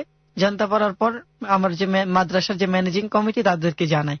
জানানোর পরে হ্যাঁ আমি সবার সামনেই বলি যে হ্যাঁ আমি ওকে ভালোবাসি। এর আগে কি মেয়ের সঙ্গে আপনার কোনো কথা বলা বা হ্যাঁ, কথা বলা হয়েছে। মেয়েকে আমি একটা মোবাইলও কিনে দিয়েছি। তার মানে মেয়েটাও কি আপনাকে পছন্দ করতো? মেয়েটা আমাকে আগে প্রস্তাব পাঠিয়েছে, ওই যে চিঠি। আচ্ছা আচ্ছা, ওই চিঠিটাতেই মেয়েটা আমাকে। মেয়েটার নাম যেন কি ছিল? শিল্পী। শিল্পী, ঠিক আছে। তো মেয়েটা আমাকে প্রস্তাব পাঠালে আমি প্রথমে অ্যাকসেপ্ট করি নাই, 3 দিন ওরকম পাঠিয়েছে। এরপরে আমি আস্তে আস্তে মেয়েটার প্রতি ইমোশনাল হয়ে যাই। তো তখন ফেব্রুয়ারি মাস চলে, ফেব্রুয়ারি শেষের দিকে অর্থাৎ 28শে ফেব্রুয়ারি। তো ওই দিন আমার হঠাৎ করে বলতেছে যে মাদ্রাসায় মিটিং হবে। কে বলছে? ওই মেয়ের মেজো চাচা। মানে আপনি মেয়ের মেজো চাচার কাছে স্বীকার করেন বিষয়টা? না, মেয়ের মেজো চাচা স্বীকার করলেন আপনি কার কাছে? যে আপনাকে জিজ্ঞেস করলো সে কে ছিল? ওই যে লুকিয়ে লুকিয়ে প্রেম করার কথা। না, একটু আগে আপনি যে কথাটা বলছিলেন যে কেউ আপনাকে জিজ্ঞেস করছিল এবং আপনি তাকে বললেন যে হ্যাঁ আপনি তাকে ভালো। ওই যে বললাম না যে মিটিং ডাকে মাদ্রাসায়, আমার ওই মেয়ের মেজো চাচা বিষয়টা টের পাই। আচ্ছা, যে আমি মেয়ের সাথে কথা বলি বা মেয়ের সাথে আমার সম্পর্ক আছে। ঠিক আছে। মাদ্রাসা মানে কোন মাদ্রাসায়? আপনার যে মাদ্রাসায় আপনি পড়াতেন? হ্যাঁ হ্যাঁ হ্যাঁ। মেয়ের মেজো চাচা ওই মাদ্রাসায় কি করতেন? মেয়ের মেজো চাচার মাদ্রাসা ওটা। মেয়ের মেজো চাচার মাদ্রাসা ছিল। মেয়ের মেজো চাচাই হচ্ছে ওই মাদ্রাসার মুহতামিম। ওকে, আরেকটি বিরতির সময় মিটিং ডাকা হলো। তারপর হ্যাঁ, মিটিং ডাকা হলো। হঠাৎ করে হুজুর আমাকে বললো মাদ্রাসায় মিটিং আছে। আমি বললাম কিরে, মাদ্রাসায় মিটিং তো হবে মার্চ মাসের 7 তারিখে, তো ফেব্রুয়ারির 28 তারিখে কিসের মিটিং? আমি হুজুরকে জিজ্ঞাসা করতে হুজুর বললো জরুরি মিটিং। বললাম ঠিক আছে, জরুরি মিটিং, মাদ্রাসার উপকারের সাথে যদি জরুরি মিটিং ডাকা হয় সমস্যা কি, আমি উপস্থিত থাকবো। আমি যাওয়ার সাথে সাথে আমার ম্যানেজিং কমিটিতে যারা ছিল তারা বললো যে তোমাকে আমরা খুব ভালো মনে করতাম, আসলে যা যা শুনেছি কথাটা কি সত্য কিনা। আমি বললাম যে দেখুন, আপনারা কি শুনেছেন আমি তো সেটা জানি না, আর কোন বিষয়ে আপনারা প্রশ্ন করতে চাচ্ছেন সেটাও তো জানি না, তো সত্য না মিথ্যা কিভাবে আমি বলবো? আগে তো সেই বিষয়টা জানতে হবে যে আপনারা আমার নামে কি শুনেছেন। তো তখন আমাকে বললো এরকম এরকম এরকম। আমি বললাম হ্যাঁ মেয়েটাকে আমি ভালোবাসি। সবার মধ্যে বললেন? সবার ভেতরেই এরকমই বললাম যে মেয়েটাকে আমি ভালোবাসি।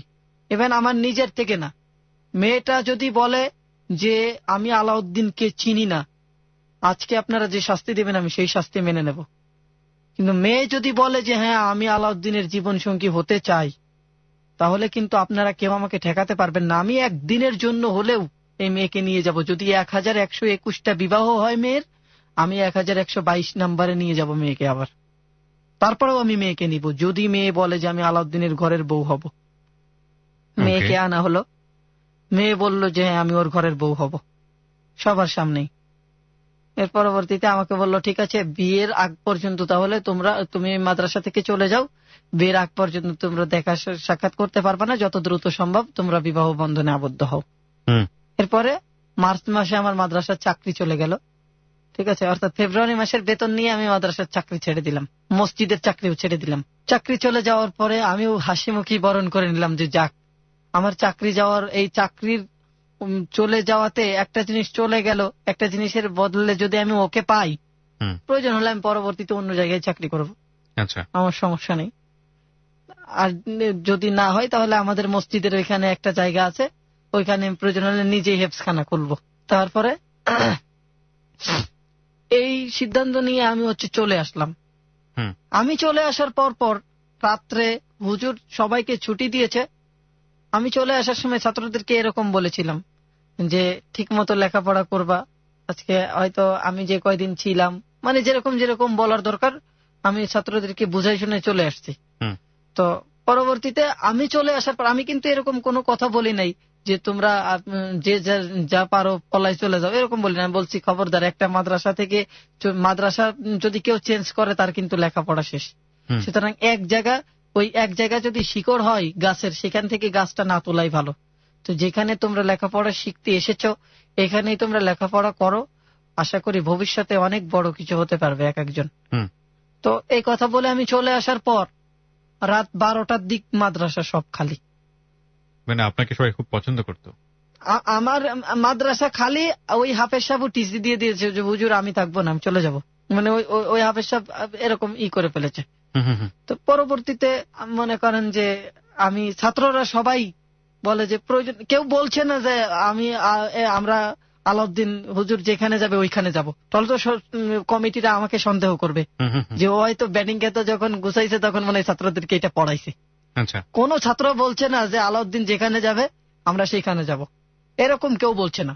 সবাই বলছে আমরা আমাদের পছন্দ মতো অন্যান্য মাদ্রাসায় ভর্তি হয়ে যাব, বাট এই মাদ্রাসায় পড়বো না। কেন? ছাত্ররা বলে এতদিন আমাদের ভালো লেগেছে, আজকে ভালো লাগছে না। তাই এক পর্যায়ে সব ছাত্র যার যার ব্যাটিং খেতে নিয়ে মাদ্রাসা থেকে চলে গেছে।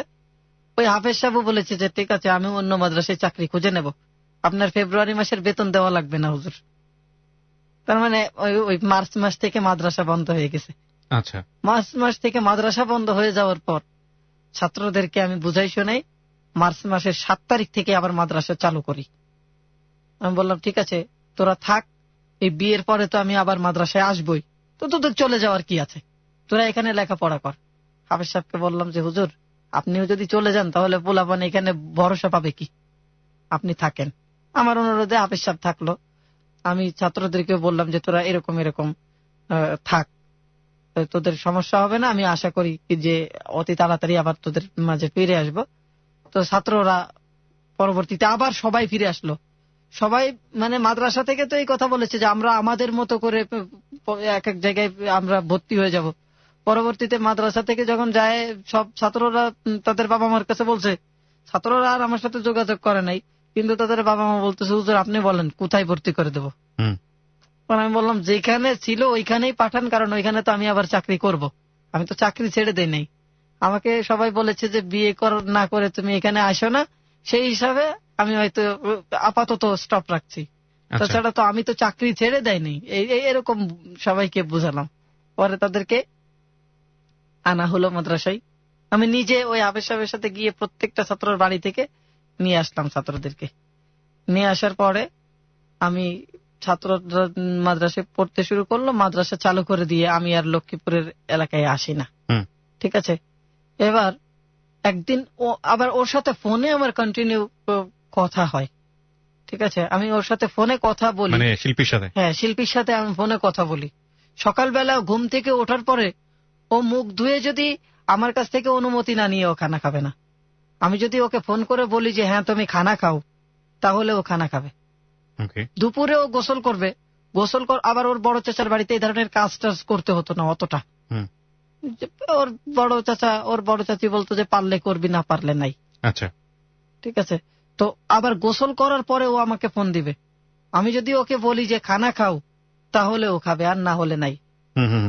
রাত্রেও আমি এশার নামাজ পড়ে আসার পরে ও আমাকে ফোন দিবে।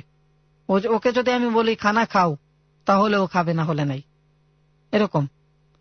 তো আমি ওকে এরকম বহুবার চেষ্টা করলাম বোঝানোর যে তোমার খাবার তুমি খেয়ে নিবা, আমি তো তোমাকে কখনো না করি না যে তুমি এটা আমার অনুমতি ছাড়া খেয়েছো কেন। তারপরেও ও এরকমই করতো। তো একদিন ও আমার কাছে বলে যে আমার হাত খরচের টাকা নেই। মানে কথাটা ও আমাকে বলেনি মানে পুরোপুরি, আমি বুঝতে পারি কেন, যে চাচার বাসায় মার বাবার কাছে থাকলে অনেক বড় গলা নিয়ে একটা দাবি করা যায়, চাচার বাসায় তো তা করা যায় না। ঠিক আছে, তো এখন আমার তো লক্ষ্মীপুরে যাওয়া নিষেধ, আমি কি করব। এবার আমি কি করলাম, আমাদের থানার এখানে মাইক্রো ভাড়া পাওয়া যায়, প্রাইভেট কার। আচ্ছা, তো আমি ওই লক্ষ্মীপুরের পাশে হরে কৃষ্ণপুর বা ইসলামপুর, বর্তমান নাম হয়েছে ইসলামপুর, ওইখানে একটা মাদ্রাসা আছে। আচ্ছা, ওই মাদ্রাসার হুজুরের ওয়াইফের থেকে বোরকা ভাড়া নিলাম, বোরকা ভাড়া নিয়ে মুখোশ ভাড়া নিলাম, আচ্ছা, হিল ভাড়া নিলাম পায়ের ভাড়া, হ্যাঁ ভাড়া নিলাম, সবকিছু মিলে যে এক রাতের জন্য রাখবো, আমি আপনাকে পরবর্তী দিন সবকিছু যেভাবে নিয়েছি সেইভাবে বুঝিয়ে দেব, আপনাকে 1000 টাকা দেব। তারপরে পরবর্তীতে আমি নিলাম এইভাবে, নেওয়ার পরে আমি সুন্দর মতো বুরকা পরেছি, হিল পরেছি, আর কালো ওন্না দিয়ে এতটুকু এরকম করে ফেলেছি, আর এরকম মেয়েদের মতো। মানুষের তো হালকা চোখ বের হয়ে থাকে, আমি সেটাও করি নাই, যদি কেউ বুঝতে পারে। তো আমি এখানে মোহাম্মদপুর থেকে বেশি দূরে না, যাওয়া আসার জন্য 3000 টাকা দিয়ে প্রাইভেট কার ভাড়া করলাম। প্রাইভেট কার ভাড়া করার পর আমি ওর বড় চাচাকে আবার বলেছিলাম যে আমি এইভাবে এইভাবে আসবো, আসার পরে আপনারা ওই ওর চাচতো ভাইকে বলতে বলেছিলাম যে আসার পরে তুই আসবি, তুই এসে বলবি আমার খালাতো বোন। আচ্ছা, ঠিক আছে। তো এই কথা বলার পরে যখন প্রাইভেট কারে এসেছি তখন ওরা বলেছে, আর ওই দিনকে সারাদিনই ওরা বলেছে যে আমার খালাতো বোন আসছে ঢাকা থেকে, আমার খালাতো বোন আসছে ঢাকা থেকে। ঠিক আছে, আসলে তো ওরা আমার সূত্র ধরেই বলেছে, কিন্তু আমি রাত 9টার কিছু সময় পরে ওইখানে খালাতো বোন হিসাবে পৌঁছাই, যে আমার মনে করেন যে বোরকা টোরকা পরা, সুন্দরভাবে আমার পায়ে হিল আছে, একটা মেয়ের আমার হাতে চুরিও ছিল। তারপরে ওইভাবে আবার হাতে চুরি ছিল এটা বোঝা যাচ্ছিল না, কারণ যে হাতে হাত মোজা আর পায়ে পা মোজা পরেছি। ওই দিনে আবার বোরকার কাপড় দিয়ে আমি আমার হাতের জন্য নিজের হাত মোজা বানিয়েছি, আবার পায়ের জন্য পা মোজা বানিয়েছি, যদি কেউ পাটাও দেখে কোনোভাবে চিনতে পারে এই জন্য। সেগুলো এখনো আমার কাছে আছে। তো পরে আমি ভিতরে ঢোকার পরে ওকে বললাম যে আমি তো আসতে পারবো না, এই একবার এইভাবে এসেছি, বারবার তো আর এরকম আসা যাবে না, তাহলে মানুষ সন্দেহ করবে যে ওর খালাতো বোন কি প্রতিদিন আসে নাকি, তো তুমি এই 10,000 টাকা রাখো। তো ওকে আমি 10,000 টাকা দিলাম, ঠিক আছে। আর আমার ব্যাংক থেকে আমি ওই দিনকে আবার টাকা তুলেছি, আর ওর চাচার হাতে এক্সট্রা 20,000 টাকা দিয়ে আসলাম, যে আমি যদি না আসতে পারি তাহলে আপনি ওকে এই টাকাটা আপনার কাছে রাখেন, এই টাকাটা ওকে একবারে দিবেন না, আর আপনাকে যে দিয়ে গিয়েছি এটাও আপনি ওকে বলবেন না, ওর লাগলে আপনি আস্তে আস্তে দিবেন। তো এইভাবে আমি টাকা দিয়ে আসলাম 30,000। পরবর্তীতে আমি আবার প্রাইভেট কারে করে ফজরের আজানের সময়, ওই দিন রাত্রে আবার ওদের বাসায় ছিলাম, ওদের বাসায় ওর চাচতো ভাইয়ের সাথে ছিলাম। তারপরে ওই ফজরের নামাজ পড়ার পরই আবার ওই প্রাইভেট কারটা ছিল কালো কাচে ঘেরা, ফজরের নামাজ পড়ার পরই আমি আবার চলে এসেছি। এরপরে আমার বাবা মা বিষয়টা জানতে পারে, আমার বাবা মা জানতে পারার পরে আমাকে বলে ঠিক আছে তোকে বিয়ে দেব, সমস্যা নেই, তুই বাড়ি আয়। এক পর্যায়ে আমার বাবা মা আমাকে খুব মারধর করে, আমাকে মারার পরে যেখানে যেখানে কেটে যায় সেখানে আমার মা নিজের হাতে লবণ লাগিয়ে দিয়ে বলেছিল যে বল তুই এই মেয়েটাকে ভুলবি কিনা, যদি না ভুলিস তাহলে তোকে এখানেই মেরে ফেলবো। তারপরে আমি বলেছিলাম যে আমার জীবন যদি থাকে তাহলে এই মেয়েটা আমার জীবনের সাথে থাকবে, আর যদি আমার জীবন না থাকে তো মেয়েটাকে আমি আল্লাহর হাতে সুপর্দ করে যাব, তবু এই মেয়েটাকে যে ভুলে যাব এই কথা আমি আমার মুখ দিয়ে কখনোই বলবো না, আমি এরকম বলেছিলাম। তারপরে এক পর্যায়ে যখন আমার বাবা মা দেখলো যে আমি কোনো প্রকারই মেয়েকে বলতে রাজি না, তো আমাকে মনে করেন যে শিকল দিয়ে দিল আমার পায়ে, যে তুই যেতে পারবি না। পরবর্তীতে আমি কি করলাম, আমি বললাম যে ঠিক আছে মেয়েকে ভুলে যাবো, হ্যান ত্যান, মানে একটু মানে ওদের তালে তাল মিলালাম যাতে বুঝতে না পারে। আমি কন্টিনিউ মসজিদে যাচ্ছি, বাড়ির কাছের মসজিদে নামাজ পড়তেছি, সবার সাথে হাসি খুশি চলতেছি। একদিন রাত 2টার দিকে আমি আমার মোবাইল টোবাইল নিয়ে, ঠিক আছে, হাতে একটা লাঠি ছিল, ঠিক আছে, আর পায়ের স্যান্ডেলটা আমি খুলে ফেলেছি, যে জুতার শব্দ হয় না, মানে কারেন্টলি খালি পায়ে হাঁটলে কিন্তু তেমন শব্দ হয় না। আমি পেশাব করার নাম নিয়ে এসেছি, মানে মনে মনে উদ্দেশ্য যে যদি কেউ দেখে ফেলে তাহলে হলো পেশাব করব, আর যদি না দেখে তাহলে পলাবো। মনে করেন যে আমার শিকল খুলে দেয় রাত্রে, তো আমি মনে করেন যে টুকটুক করে হাঁটতে হাঁটতে, আমার বাড়ির পাশের রাস্তা আবার আমার আইডিয়া আছে যে কোন দিক দিয়ে কোথায় যেতে হবে, তো মনে করেন যে আমি হাঁটতে হাঁটতে চলে এসেছি পাকা রাস্তা পর্যন্ত রাত 2টার দিকে। তখন তো চলে আসার পর আমি পাকা রাস্তায় আসার পরে আমি স্যান্ডেল পাই দিয়েছি, এই যে এখন বাড়ি থেকে অনেক দূরে, কেউ এখন শুনবে না। পরে ফজরের নামাজের সময় দেখে যে সবাই আমার রুমের দরজা খোলা, আমি নেই। সবাই মোটামুটি খোঁজাখুঁজি করেছে যে ও হয়তো কোথাও গিয়ে মারা গেছে নাকি, এই মেয়েটার প্রতি এত ইমোশনাল। হ্যাঁ, পরবর্তীতে আমি কন্ট্যাক্ট নাম্বার দিয়ে ফোন করে জানিয়ে দেই, আমি আমার ইনকামিং কল বন্ধ করে রেখে আউটগোয়িংটা চালু করে রেখে জানিয়ে দেই যে না, আমি যেখানে আছি নিরাপদে আছি, তোমাদের টেনশন করার কোনোই দরকার নেই। এরপর থেকে 7 দিন পর্যন্ত আমি এখানে ওইখানে ঘুরছি, যে আমি আবার যে আমার বইটা নিয়ে আসবো, বইটা নিয়ে আসলে তো আমি ব্যাংক থেকে টাকা তুলতে পারতাম, কিন্তু বইটাও নিয়ে আসতে পারিনি। এই জন্য মনে করেন যে ভাত কি জিনিস, ওই দিন রাত্রে খেয়ে বের হয়েছি। এরপরে হয়তো কারোর সাথে দেখা হলে যে হুজুর চা খান, নাস্তা খান, বাট ভাত কি জিনিস পরবর্তী 7 দিন পর্যন্ত আর আমার সামনে আসেনি। এরপরে এক পর্যায়ে এরকম চলতে চলতে 2015 সালের 14ই মে আমাদের বিবাহ হয়। এবার এর আগে মেয়ের চাচা প্রস্তাব নিয়ে গেলে আমার বাবা বলে কি যে ঠিক আছে, একটা ঘর আর কিছু জমি দিতে হবে যৌতুক হিসাবে। তো আমি আমার বাবাকে বলি, বাবা তোমার যত টাকা লাগে আমি দেব, বাট আমি মেয়েটাকে আনবো, মেয়েটার কাছ থেকে কোনো যৌতুক আনবো না, প্রয়োজন হলে মেয়েটার শরীরে যে কাপড়গুলো আছে ওগুলো আমি খুলে দিয়ে দেব। আমার বাবা মানতে রাজি না। পরে আমি বললাম যে এরকম কোরআনে এই আছে। আমি সবকিছু বোঝানোর পরে যখন আমি দেখলাম যে আমার বাবা যৌতুক থেকে কিছুতেই পিছপা হবে না, তখন আমি নিজে আমার বাবার নামে একটা মামলা করলাম থানায়। আপনার বাবার নামে? আমি আমার বাবার নামে মামলা করলাম, মানে যাতে যৌতুক না নেয়। এরকম বললাম যে আমি আমার বাবাকে কোরআন হাদিস দিয়ে বুঝিয়েছি, আমাদের মসজিদের ইমাম সাহেব দিয়ে বুঝিয়েছি। আমার বাবার কারণে আমি খুতবার আলোচনা জুম্মার দিন রেখে ইমাম সাহেবকে বলেছি আপনি যৌতুক বিরোধী আলোচনা করেন। তারপরেও আমার বাবা বোঝেনি। সামাজিকের জায়গা থেকে কোনোভাবে আমার বাবাকে আমি বোঝাতে পারিনি, ধর্মীয় ভাবে বোঝাতে পারিনি। বাধ্য হয়ে আমি আমার বাবার বিরুদ্ধে মামলা করলাম।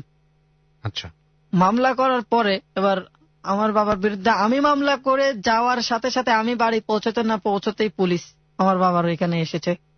আসার পরে বলেছে, এরকম বলেছে। আমি বলেছি ওইখানে যাবেন ঠিকই, মামলা করেছি আমি বাধ্য হয়ে যৌতুক থামানোর জন্য, কিন্তু গিয়ে এমন কোনো আচরণ করবেন না, একটু উচ্চ স্বরে কথাও বলবেন না, এরকম বলে এসেছি।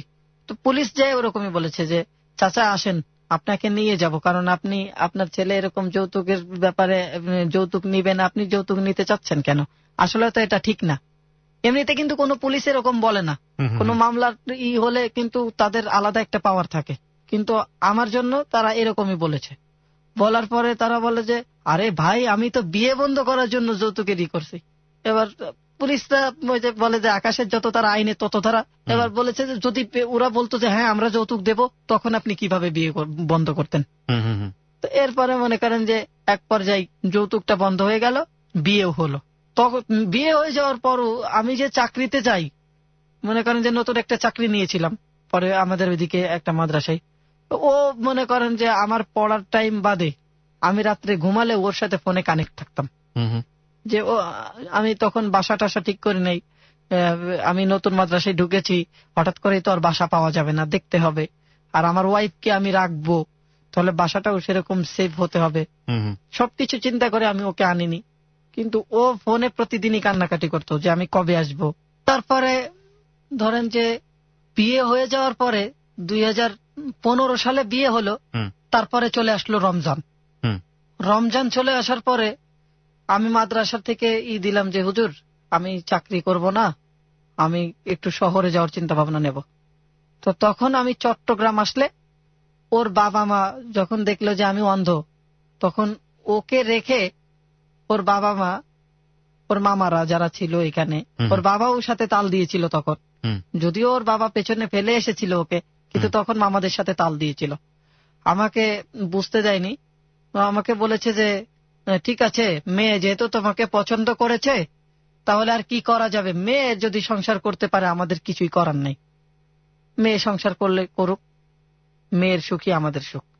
তো ঠিক আছে, তুমি যেহেতু শহরে এসেছো, আমি তোমাকে একটা চাকরি দিয়ে দেব, তো সেই তুমি কালুরঘাটের ওইদিকে একটা চাকরি তোমাকে দেব চট্টগ্রামে। তো আমি তো কালুরঘাট চিনি, কারণ আমি নিজেও বেতারে গান গেয়েছি। তো আমি বলেছি কালুরঘাট আপনি কোন মাদ্রাসায় আমাকে চাকরি দেবেন? বোয়ালখালীর ওইদিকে একটা মাদ্রাসা আছে। তো আমি বললাম এত বড় মাদ্রাসা, ওই মাদ্রাসাটা আমি চিনতাম, এত বড় মাদ্রাসা, ওইখানে আমি মনে করেন যে ছোটখাটো মানুষ, আমাকে কি এখানে চাকরিতে নিবে নাকি? নিবে, ঠিক আছে সমস্যা নেই। আমি বললাম বেতন কত? তা বললো 8,500 টাকা। বললো ঠিক আছে, 8,500 টাকা দিয়ে তুমি চলো, আর আমরা তো আছি, আমাদের মেয়ে যেহেতু আমাদেরই জামাই, দেখতে তো আমাদেরই হবে, এই 8,500 টাকা দিয়ে চলো, ও বাসায় থাক, যদি শর্ট পড়ে তাহলে আমরা এটা দেখব, সমস্যা হবে না।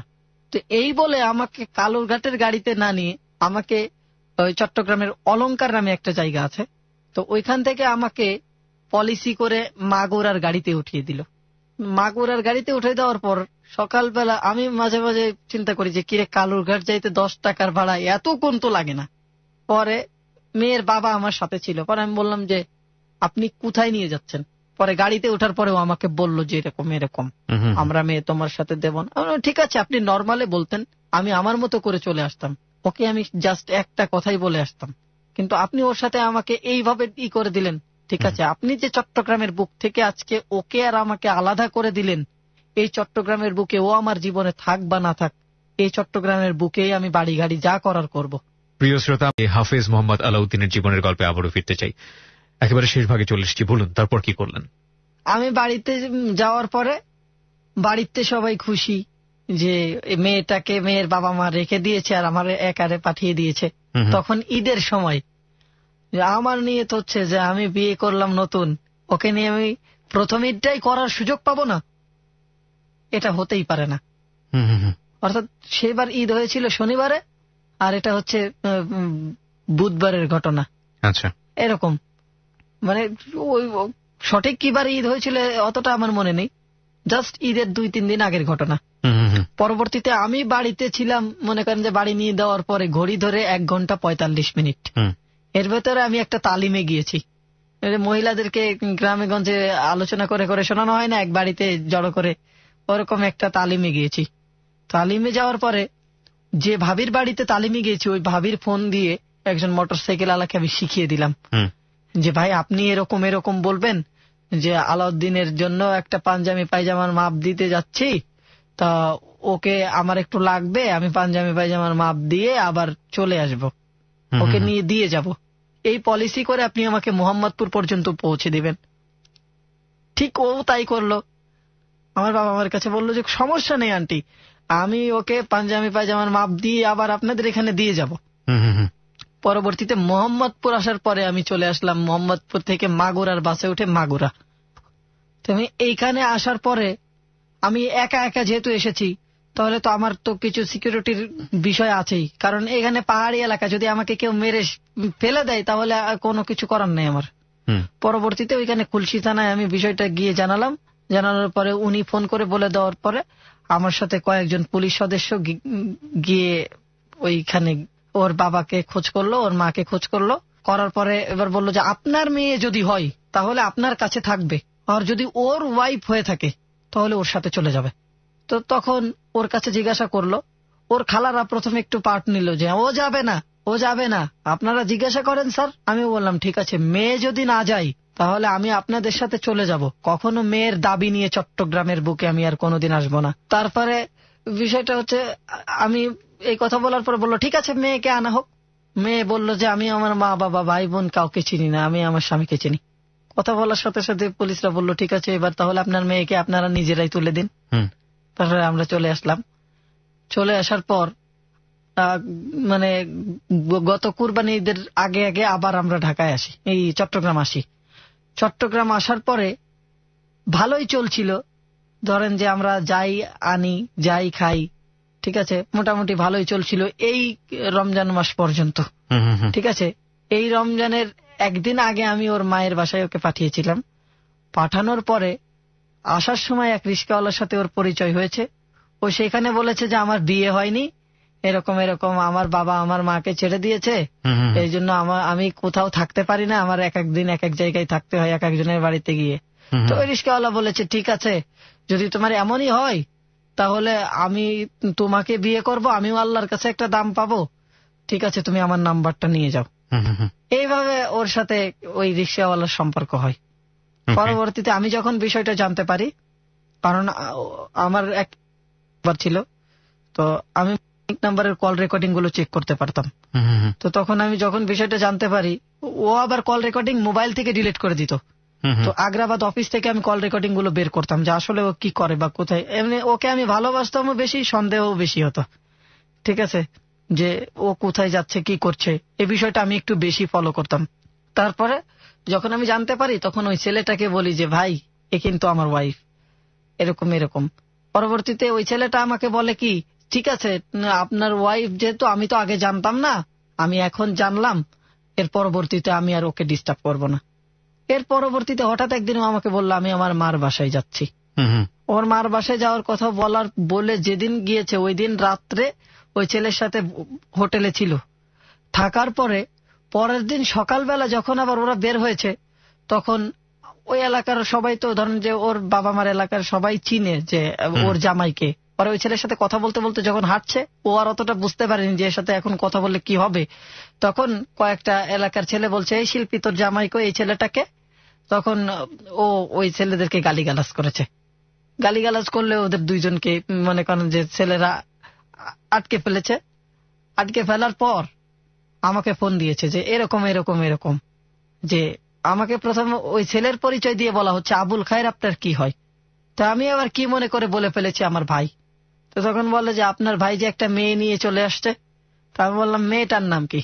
তা বলল শিল্পী। তখন আমি বুঝতে পারলাম যে আসলে বিষয়টা কি। পরবর্তীতে ও আমার কাছে সব স্বীকার গিয়েছে যে এরকম এরকম আমি এই ছেলের সাথে 3 দিন হোটেলে ছিলাম, এরকম এরকম কি কি করেছে এভরিথিং সব কিছু শোনার পরে, তারপরেও আমি বলেছিলাম তোমার সব অপরাধ আমি ক্ষমা করে দিয়েছি, যদি একবার তুমি বলো যে হ্যাঁ আমি এই অপরাধগুলো আর কোনোদিন করব না, আমি তোমাকে আমি আমার ওয়াইফ হিসাবে আগে যতটুকু ভালোবাসা দিতাম আদর করতাম এখন তার চাইতে বেশি করব। তারপরে ও এক পর্যায়ে আমার কাছে ক্ষমা চাইলো। ক্ষমা চাওয়ার পরে আমি ওকে মেনে নিলাম। তারপরে ও এরকম 3-4 বার করলো এই রমজান মাসেই। এরকম 3-4 বার করার পরে ও এক পর্যায়ে আমাকে বলল ওই ছেলেকে ছাড়া আমি বাঁচব না। তখন আমি বললাম ঠিক আছে, ওই ছেলেকে ছাড়া যেহেতু তুমি বাঁচবা না, তাহলে আমি কি করতে পারি তোমার জন্য। আবার এই ঘটনা ওর বাবা মারা জানার পরে ওকে আর ওর বাবা মা আশ্রয় দেয় নাই যে গতবার তুই তোর জামার সাথে চলে গিয়েছিস, ঠিক আছে সুন্দর মতো সংসার কর, তুই আর একটা ছেলের পিছু কেন নিলি, এই নিয়ে ওর বাবা মা ওকে জায়গা দেয়নি। ঠিক আছে, এবার পরবর্তীতে ও এরকম যখন বলেছে তখন আমি বললাম যে ঠিক আছে আমি তোর জন্য কি করতে পারি। তখন ও বললো ওই ছেলেটার সাথে আমাকে বিয়ে দিয়ে দাও। ও আমাকে এরকম বললো।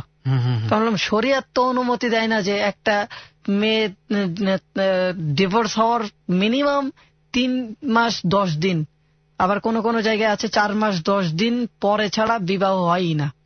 ঠিক আছে, তারপরে বললো যে ঠিক আছে তাহলে আমি আমার মতো থাকবো, তবে আমাকে যদি ছেলের হাতে তুমি তুলে না দাও তাহলে আমার মরা মুখ দেখবা।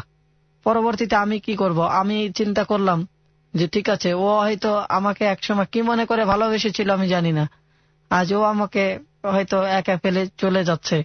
এর পরবর্তীতে যদি ও সুখে থাকে তাহলে আমার সুখ। তারপরে আমি ওকে ওই ছেলেটাকে ফোন দিয়ে ছেলেটার হাতে তুলে দেওয়ার সময় বলেছিলাম যদি কোনোদিন এরকম কিছু হয় যে এই ছেলেটাও তোমাকে ফেলে রেখে চলে গেছে, কোথাও যদি তুমি জায়গা না পাও তাহলে তুমি আবার আমার কাছে আসবে, আমি তোমাকে আশ্রয় দেব। এই কথা বলার পরেও ও আমার দিকে ফিরেও তাকায় নাই, ও চলে গেছে। কিছুদিন আগে ঈদের 2 দিন পরে আপনাকে আমার দুটো প্রশ্ন আছে। একটা প্রশ্ন হচ্ছে যে কেন যেতে দিলেন? আপনি তো তার হাজবেন্ড ছিলেন, চাইলেই আপনি একটা জোর করে অধিকার চর্চা করতে পারতেন। আমি যেতে দিলাম এই কারণেই যে ওর প্রচুর জেদ ছিল। ও যদি জেদ করতো যে আমি মরে যাব তাহলে যেভাবে হোক মরে যেত। আমি চেয়েছিলাম যে ও বেঁচে থাক, এই জন্যই আমি ওকে যেতে দিয়েছি। ওকে, এত কিছুর পরেও আপনি তাকে এই কথাটা কেন বললেন যে তুমি যদি ওইখানে জায়গা না পাও তাহলে আমার কাছে এসো?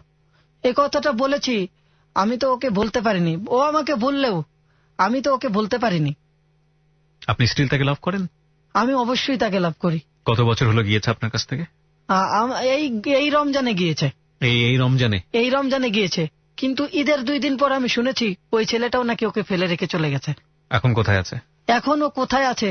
ওর বান্ধবীদের বাসায় 2 দিন থাকে, এখানে 2 দিন থাকে, বাট আমার কাছে ও কোন মুখ নিয়ে আসবে? ও আমার কাছেও আসার সাহস পাচ্ছে না, ওর বাবা মায়ের কাছেও যাইতে পারছে না। কিন্তু আপনি তো তাকে বলেছেন যে আপনি আমি তাকে বলেছি, কিন্তু ও যদি, আমি এখনো বলছি, ও যদি আসে, ও যদি সব কিছু যেরকম আমার কাছে স্বীকার করেছে, ও যদি বলে যে ঠিক আছে আমি জীবনে কোনোদিন এই অপরাধগুলো আর করব না, আমি আলাউদ্দিন তারপরে ওকে মেনে নেব।